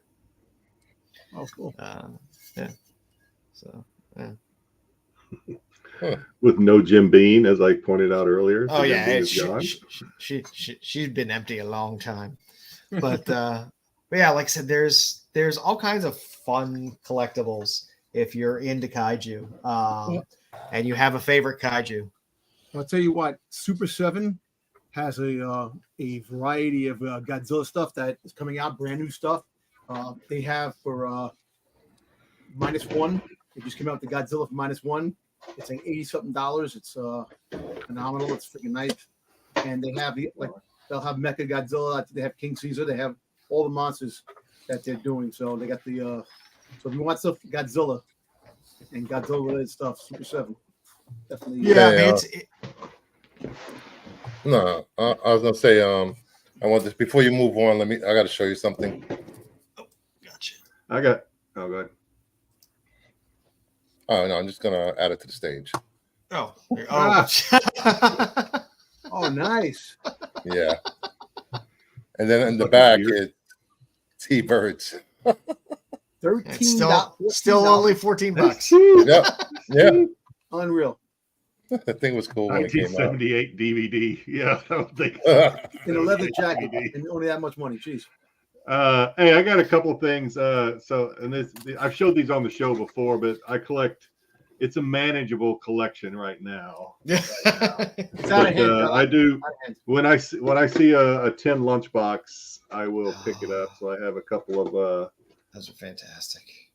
Nice. Kaiju lunch boxes with the thermos inside. A lot of times they don't have the thermos inside, but these have the thermos. You gotta have the thermos. Where are you gonna put your soup if you don't have the thermos? I know, right? Exactly.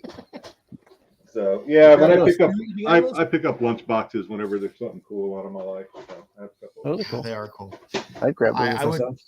I would love to collect them. I just don't have the space to put them. You have more space than me. Display them. Yeah, well, I'm slowly running out. Like I said, I'm stuck in this one room where I'm allowed to have my collectibles. Give me off. Yeah. All right. I don't know. Let me show you this. You guys were talking about connecting covers earlier. Yeah. This is probably the most unique connecting cover. It connects from bottom up. Oh, bottom to top. Is that Nightwing? Yeah, that's Nightwing. Oh, Nightwing. Nice. Yeah. Yeah, that's fun when they do stuff like that. Yeah. Do something a little bit different. Always enjoy that. Brucifer has showed off his noise-making gods. I think the batteries are about dead in those things. He's showing those things off. They're only good for 5 times. So. Yeah, we can't get it to play right on YouTube for some reason, or we couldn't last time unless he figured it out. No, we figured it out last night. During the 10. And, I just had to turn off was it mic surround sound muting or whatever, canceling or whatever. Wait. I'll show this off real quick. Yeah, let me get you up there, Sticks. Yeah, get me on the old screen and drill. Fill him on there. There we go. Let me know when I'm up there. My computer's a little sloshy tonight. So this isn't kaiju, but We've been talking about Ray Harryhausen tonight. So I have this. Oh, nice. Golden Voyage of Sinbad with Tom Baker, the Fourth Doctor, who was in that one. But it's if you can tell, it's signed by Ray Harryhausen. Nice. Oh, wow. That's cool. He makes his arts like Roger Staubach. Freaking Yeah. legend. Yeah. So I thought I'd share that off. That's far night. It's a far better signature than my Talia Shire signed signed picture from Rocky. Chicken scratch, probably. All right. I guess I can, since it was requested, I can show off. Hopefully I get the noise to work. Let's get you. Connect the cover. See if it works. Do King Kong first. There you go.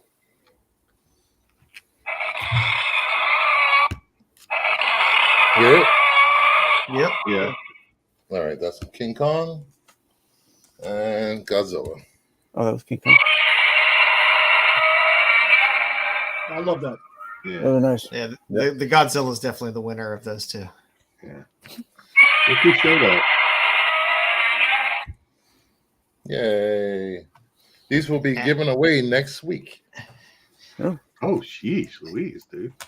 And as we have noted, they do deform the cover and inside first page bit. So while they are fun, they seem to be more of a novelty than some type of collector's item that you're going to hope for a 9.8 on.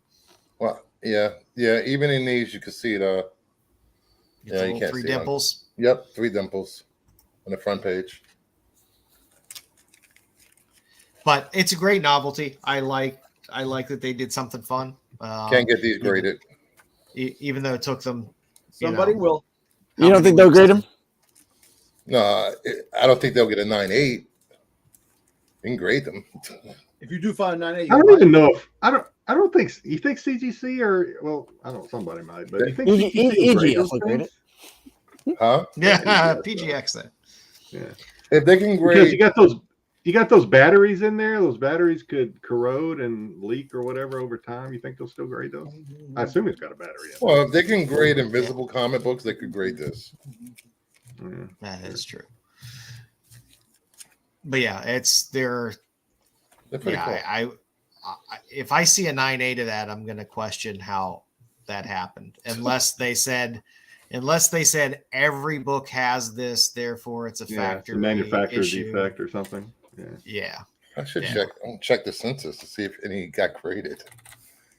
Because it, like I said, you could see it coming through on the front cover, right? A little bit, just raised a little bit. Yeah. But on the inside, it does have a little 3 dimple mark on the first page where it kind of pushes in a bit. They might excuse it for manufacturing. Yeah, that's what I'm saying. I don't know whether if they excuse it, then you could roll the dice with that.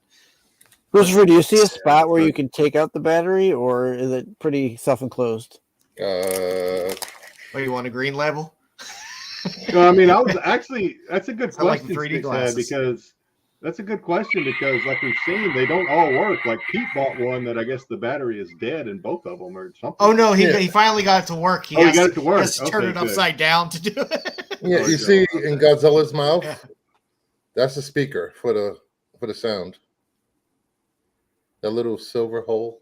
Yeah, I see it. Yeah, the little. Yeah, there's no way to take it out without damaging the cover.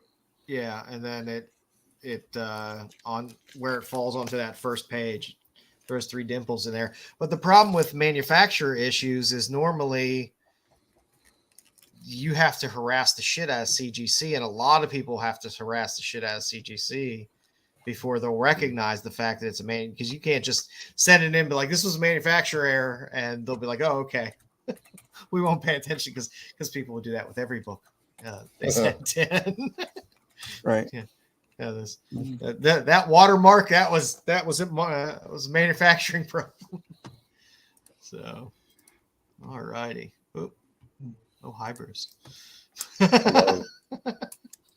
And now the time you've all waited for. Look what time it is! Oh my god! Although you've double teased us because you have the CBCS box to open after this as well. Yeah. We're double excited. No, I'm double excited because I can't wait to see the signature box. Yes, we are.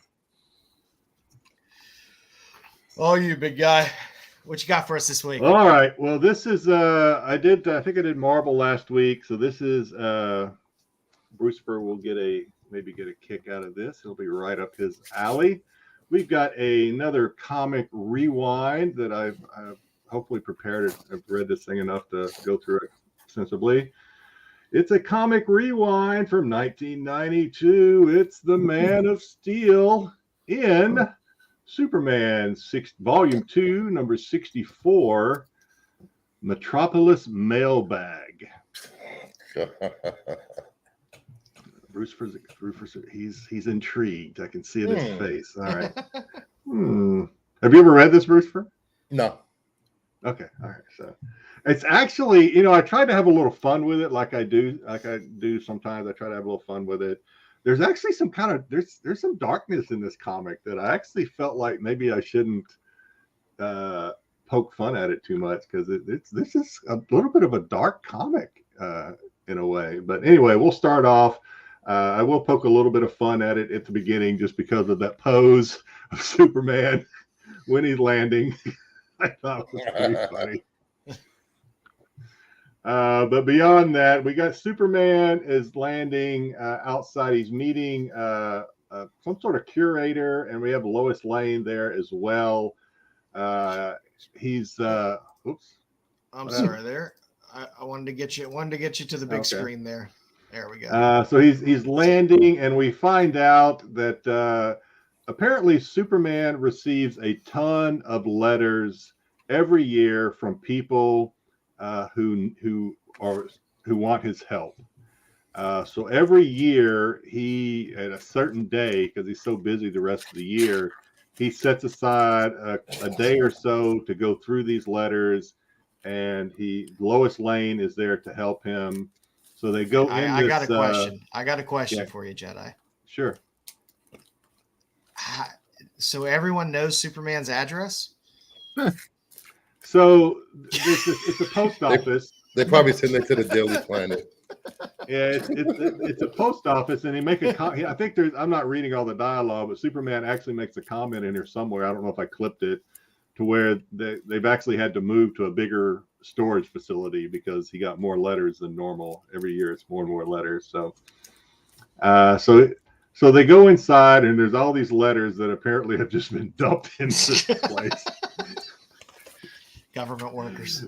And Lois is going. Superman's very sad. This is something that he does not look forward to doing every year, and we kind of find out why throughout the story. I did like this picture because it kind of looked like Superman's peeing on the letters on everything. That's what I think of your letters. It's like, excuse me, yeah. This is what I think of your so basically, him and Lois Lane start going through this letters. He makes a comment that a lot of the letters are just people that have these money-making ideas, like they want, hey, let's go use your X-ray vision to look for gold in the Alaska tundra or whatever.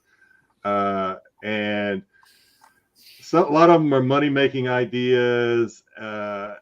Like this one, someone says this is, I think this one's from a kid. He's like, hey, can you take a lump of coal and press it in between your hands and make a diamond? And Superman's like, of course I can't. And Lois is like, well, you better not be able to, because that better not be where you got me my diamond. So I guess they're engaged at this point. Didn't he do that in the movie? Huh? Didn't he do that in the movie? I don't know. Did he? I don't know. In this comic book, he says he can't do it. He might have done it in the movie. It does sound familiar now that you mentioned. Yeah, I think he did. So he does. One letter that jumps out at him is this lady whose family is all were killed during the Holocaust. This is where I guess some of these things are kind of dark. She doesn't have any family left because all of her family was, like I said, she thought all of her family was killed during the Holocaust, but she found out that she thinks she might have a sister who's living in East Germany. Wow. And this really intrigues Superman. So he basically just tells Lois Lane, I'll be back as soon as I can. So he takes off because he wants to do something about this one. So he meets this lady who just unexpectedly sitting, he hears a knock on the door. She answers the door and it's Superman. And he's like, we're going to take care of this. We're going to see what we can do. I'm going to fly you in the freezing cold across the ocean. I don't know if he flew her himself to Germany, but somehow they end up in Germany. And Superman's like, I've talked to the U.S. Embassy, the consulate, whatever. They said you can stay here as long as you want. You have a place to stay. She meets her older sister, and they have a very touching reuniting. And Superman is obviously touched and happy that he could help out with this one letter. So then he flies back to, I guess, somewhere in Metropolis, wherever this building is. So they start going through more letters. And Superman is basically in the same kind of dump. Lois is like, why do you put yourself through this? And Superman's like, well, it kind of comes with the job. And there is some, like in the case of the lady finding her sister, there is some success. And he said, it kind of tears me apart, but it's part of the job, right? I have to do it. So then he finds, I may be getting ahead of myself a little bit. So he said, there's a woman, this comes into play later. There's a letter from a woman who's looking for a heart transplant donor because she needs a new heart. He's like, well, there's not a lot I can do about this. Oh, please tell me he rips out somebody's heart. Oh, Somebody put Joe in the corner. Jeez. You're running this for Bruce, Joe. I was very intrigued. So he's like, I forget where I was, Joe. Damn it. I'm sorry. Yes, okay. He's ripping out hearts. So he's moving on, and he goes, well, some of these are kind of cool. Here's one about, a little boy sent me this drawing of me, dear Superman. And he starts reading the letter, dear Superman, I don't think this letter will ever reach you, but my mom told me to try anyway. And Lois, my dad has a brain tumor. The doctors say they can't do anything to save him, but you can, right? Because he has all this faith in Superman. And I like the art here because you can just tell the art, the way that they depict Superman is it's very dark, right? He's very goes upset, I guess, internally that he can't help these people that need his help. The letter goes on, I heard you can do anything, even do brain operations to get a tumor out. Obviously, Superman's like, I don't know how to do that. He's not Dr. Strange. No. So, and then it's like, and since you're so awesome, can you come save my dad's life? Love, Bolt, Jeremy, or Terry. P.S. Have hope you like my drawing, etc. And then Lois is like, where's he from? Salt Lake City. Lois is like, well, you're going. And then she says, you're going on this one, aren't you? And it's like, duh. So he starts flying, lands in the hospital in Utah, asks for Mr. Terry Baldwin's room, and only to find out that the lady there to his right is Mrs. Baldwin, and the husband died 10 minutes ago. Boom. So Superman does his best to console her, and she's like, I know you mean well, but my husband just died. And he goes, I know. I don't want to be I don't want to bother you. Basically, I realize I'm just a stranger, and this is a terrible time, right? Well, then the boy arrives, wrote the letter, and he's very upset with Superman because he didn't get there in time. And he's very, why don't you go back where you came from and leave us alone? The mother tries to say, mind your manners, etc. The boy's like, thanks for nothing, Superman. You're too late. My dad is dead. Then he runs off. Superman tries to approach him, and the boy's like, beat it, get out of here. And Superman basically says, even if I'd gotten here in time, I'm no doctor. There's nothing I could do. I'm so sorry. I wish there was something I could do, but he couldn't. So Superman again is kind of in this dark place. Then the nurse comes up and says, "Excuse me, Miss Baldwin, there's a certificate of death has just been signed, and I was wondering what were your husband's wishes with regard to being an organ donor." She's like, "I don't know. That seems like a kind of dark thing. We never really discussed it, etc." Superman says, "I don't want to get in your business, but have you considered offering something to someone who may need an organ? I received a letter today from a lady who needs a heart transplant, and even though the chances are slim that they would be compatible, this is something that your husband could do. He could be a hero to someone and save their life, etc." So in Kansas City, we cut to the lady. I assume they want us to believe it's the same lady that needed the heart that wrote the letter, is being wheeled for surgery. She's like, "I can't believe you found a heart and got it here so quickly. I'd almost given up hope." And they said, "Well, let's just say we had some extraordinary help." And we see Superman. Ripped that fucker right out of the chest and flew that son of a bitch right there. Slap it in. So then, the lady's on the mend, etc. Superman leaves, flies back to find Lois still sitting alone in this room.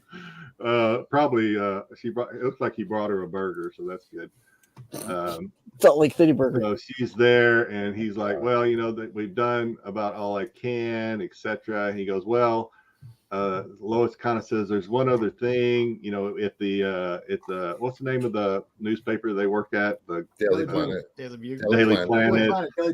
Times have been tough. We normally do a Christmas party for the kids, but times have been tough. With not a lot of money, so we didn't have. There's not going to be a Christmas party for the kids this year. Is there's anything you can do?" Superman's like, "Hold my beer. I got this."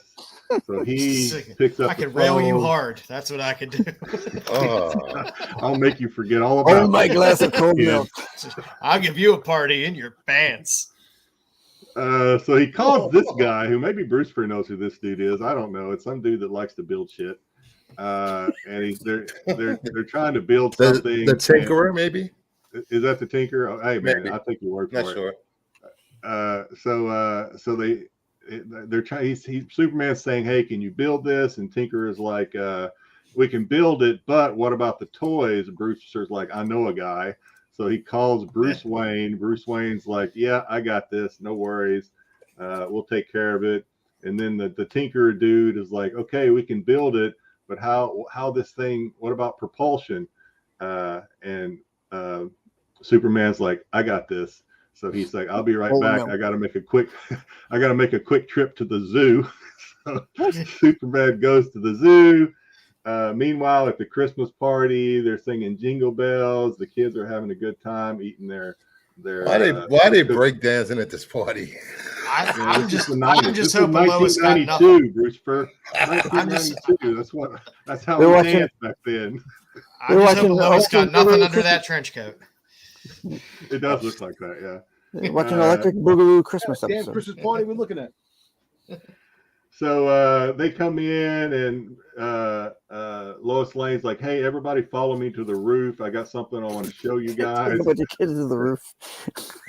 Is that so they all go to the roof. There's a lot of snow, and the kids are like, "Hey, I hear some bells and something," and it's like, "Ho ho ho! We got the Tinkerer dressed as Santa Claus, and Superman is underneath in all black," which was his plan so that they couldn't see him. What? Carrying these deer. Wait a minute, did he smear himself with octopus ink or something? That way he went to the I don't know. I don't know. The same black paint that Boba Fett used in War of the Bounty. The comic book did not go into details as to how Superman got so black. Is that? And he's This is politically incorrect. I didn't even think about that. I don't want to think about that. Okay. Superman's trying to do a good thing here.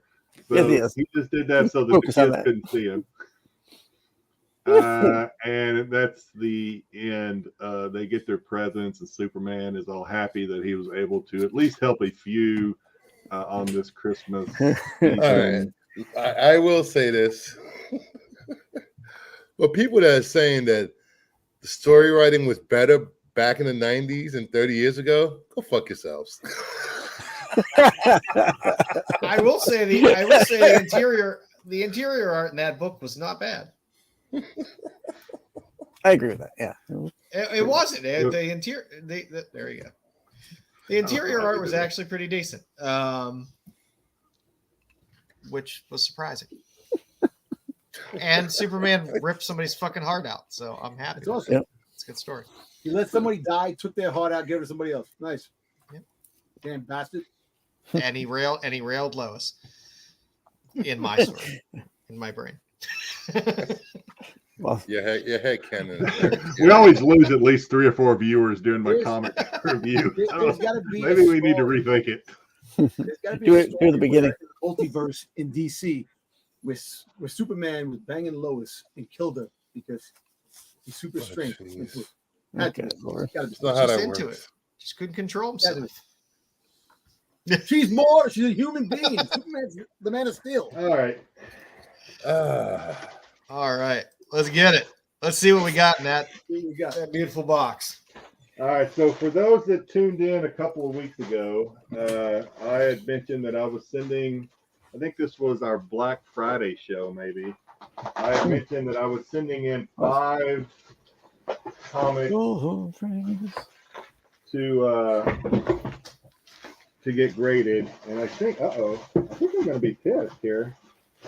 I'm going to have to email them, looks like, unless it's in here, because they sent back 4. Remember, okay, let me just open this up. I sent in 5, and it looks like they've only sent back 4, which means I don't know what happened to that other comic. One of the comics that I did not see a grade for was my Stan Lee signature that I sent in. Uh-oh. I assumed that was because they could not authenticate the signature, which in itself is a bummer. Well, that takes months. If they did not, You might get it back in 2025. well, it's part of the same order. It's like, I think, I can't tell. They may have put it in here. I can't tell. Let me look. I'm not happy with any of the grades here, to be honest with you. I made a joke on Brucifer's show on Monday that maybe I need to get into grading VHS tapes because no, they just flat out did not put it in here. Wow. I'm gonna have to call them and say, hey, what about this other freaking comic that I sent in? It's in somebody's house being graded. Lucifer. Yes. Don't look at me. I don't send anything to CBCS. I'll buy this slab on eBay.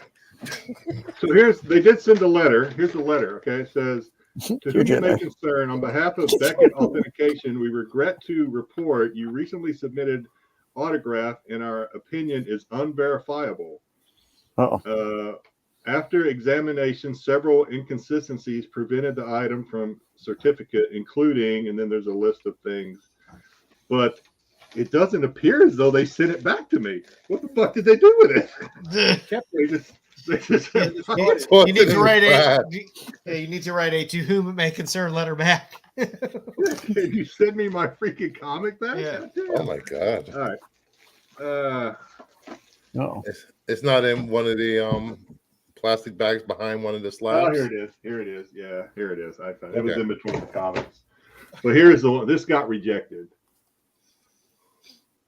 Reject. That Stan Lee signature. They said Wow. they could not verify that Stan Lee signature, which to me looks like a Stan Lee signature. But No, you even got a reject. You got a reject sticker on it. They put reject. That's awesome. Send it back. Look, fucking rubbing it in on me. Let me find. Okay, so I tell you what. I just happen to have another Stan Lee signature here that I was going to show this later, but this is a Stan Lee certified CGC Stan Lee. It looks totally different than the other one. Does it look? I guess maybe it does. Yeah, it does. No, but Well, I've seen Stanley's pretty similar to what you have on that Spider-Gwen.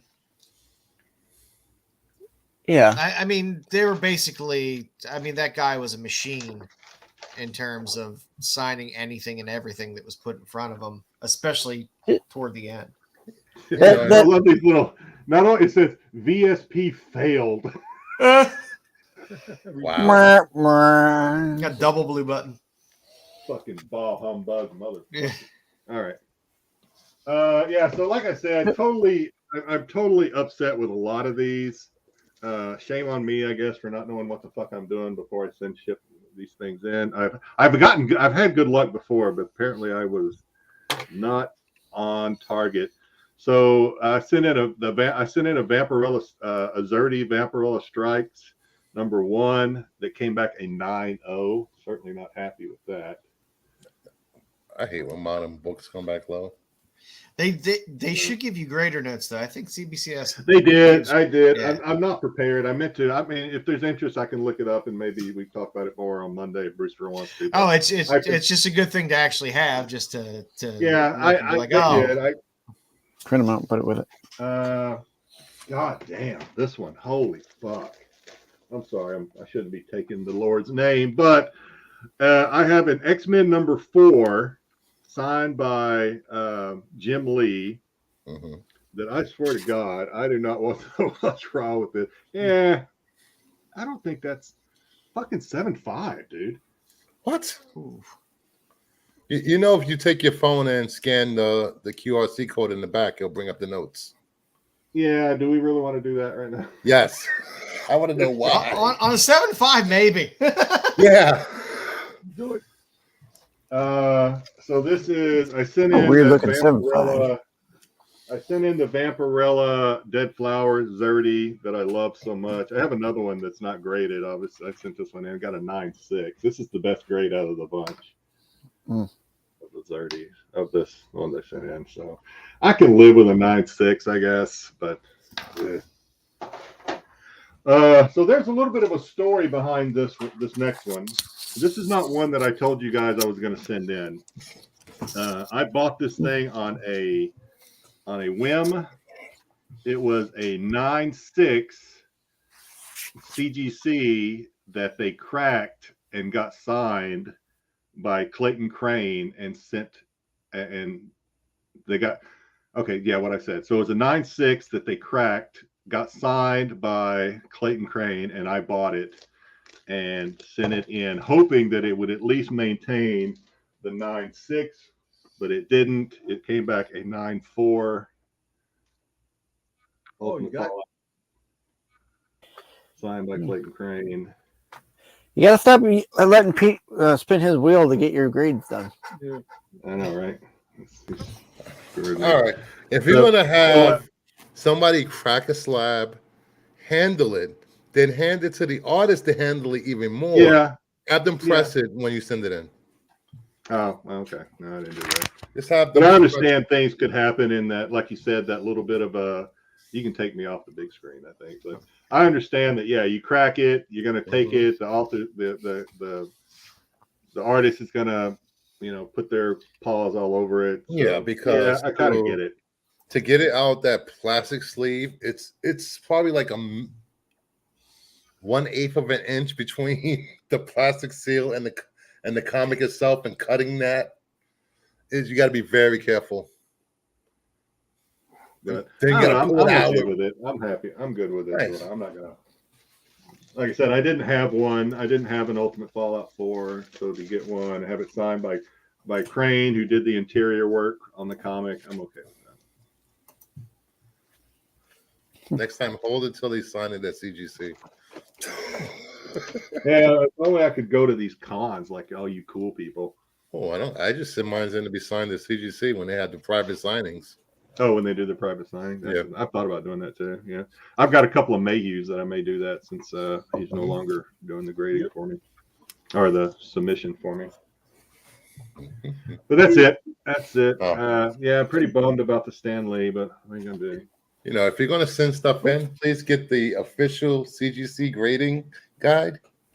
I'm too lazy, though. Yeah. Jeez. Yeah, this thing is huge. Lots of pictures. Yeah, actually. So here's a gonna little say bit of better. a story behind the Stan Lee thing, though, right? So I bought that Stan Lee signature on Whatnot from a guy he said his auction portions of his auction were going for charity. Like, okay. But I bought it, and I'm actually going to email him or message him, but he guaranteed that Stan Lee signature would be. He said, if you send this thing into CBCS and they do not authenticate it, let me know and I will send you your money back. So that was several months ago. Take a picture with that reject on there and send it back. Like, what'd you say about that? Yeah. Do you recall saying this? Do I need to go back to the tape? I think a lot of those Whatnot things are recorded. You can go back. You can. They can take them off though. I mean, if you can go in and delete them. Yeah. Oh yeah, that's true. They can. Yeah. Yeah. But I mean, Whatnot might have a copy of it. Hey, but you never know. You might tell him that, and he might be like, "Oh shit, I'm sorry." Again. Yeah. Okay. I mean, because at this point, after oops, was it like any old seller, or was it like a known person? It wasn't a big time seller. No, it wasn't like your nerdy girl or anything like that. But it was, or all the other big time. It was some guy. He said, So yeah, it was they were raising money to buy backpacks and street supplies for homeless people. I think. That's nice. Okay. I was like, well, that's a good cause. I'll help out. I'll buy some stuff. Yeah. If that's what they're. And I bought some other stuff. Like I bought some graded stuff from him. I probably gave him a good $500 that night just buying stuff. But because I'll tell him that Stan Lee signature is full of shit. You got one of those homeless people to sign this fucking book. Tell him you're gonna rip his heart out like Superman did in that Christmas comic book. Jeez. That was signed by Stan Lee down in accounting. Yeah. I didn't say it was signed by the Stan Lee. I just said it was signed by Hey, Stan Guy Lee. named Stan Lee. Stan Yeah. Lee. Yeah. Well, not good enough. All right, that's all I got for tonight. I got to figure out what's for dinner. Well, thank you everybody for joining tonight. I hope everybody enjoyed a little kaiju talk, a little comic talk, a little unboxing. Always fun. Unboxings are always fun. Maybe at some point, usually. At some point, hopefully we'll revisit the greater notes on that 7.5 because I'm very interested to know what's going on. Yeah, definitely. Yeah, we'll do that off camera. I don't want to. We're already bleeding. Well, we got 18 viewers, but I don't. Oh no, it's for the future. But we're gonna put that one in the bank because that we're gonna circle back to that one in a future show. Yeah, it might make a good segment. Graders notes and how to not get pissed off. Why you don't let Jedi pick your books to be graded? True. Why you pre-screen? Well, I hope everybody had a great time. Have a great holiday. Any last words for everybody? No, echo what you said. Have a great holiday. I did actually. Well, never mind. I did find out that CBC will authenticate without grading. That may be what I do next time. Just authenticate the signature and don't grade the fucking thing. Yeah. Well, they rejected it, so they don't. Do they charge you for it? What are They you don't charge talking you for about? it. That don't make any fucking sense. What? Did they charge you for that? They did not charge me to slab. I mean, no, they charged me for the authentication process, but they didn't slab it, so they didn't charge me for the slab. Okay. Yeah, pre-screen is the way to go. All right, boys. It was great having everybody in there tonight. Thank you for hanging out with us. Watch the SNS Boys tomorrow. Yep. Watch the Darksiders on Sunday for all your Star Wars stuff. Watch Bruce 2 days a week on Monday and on Friday on the other show at 7:00. I got to change that name. We'll get it. New Year's coming. New Year's coming. So it's time for new things. Floppy Change things up a Fridays. little bit. Happy Fridays. On Wednesday, don't forget to watch The Boys on Tack. And never miss out on the CBSI Hot 10 list at 9 o'clock every Friday. And then it rolls right into us. So thank you, everybody, and have a great one. Take care.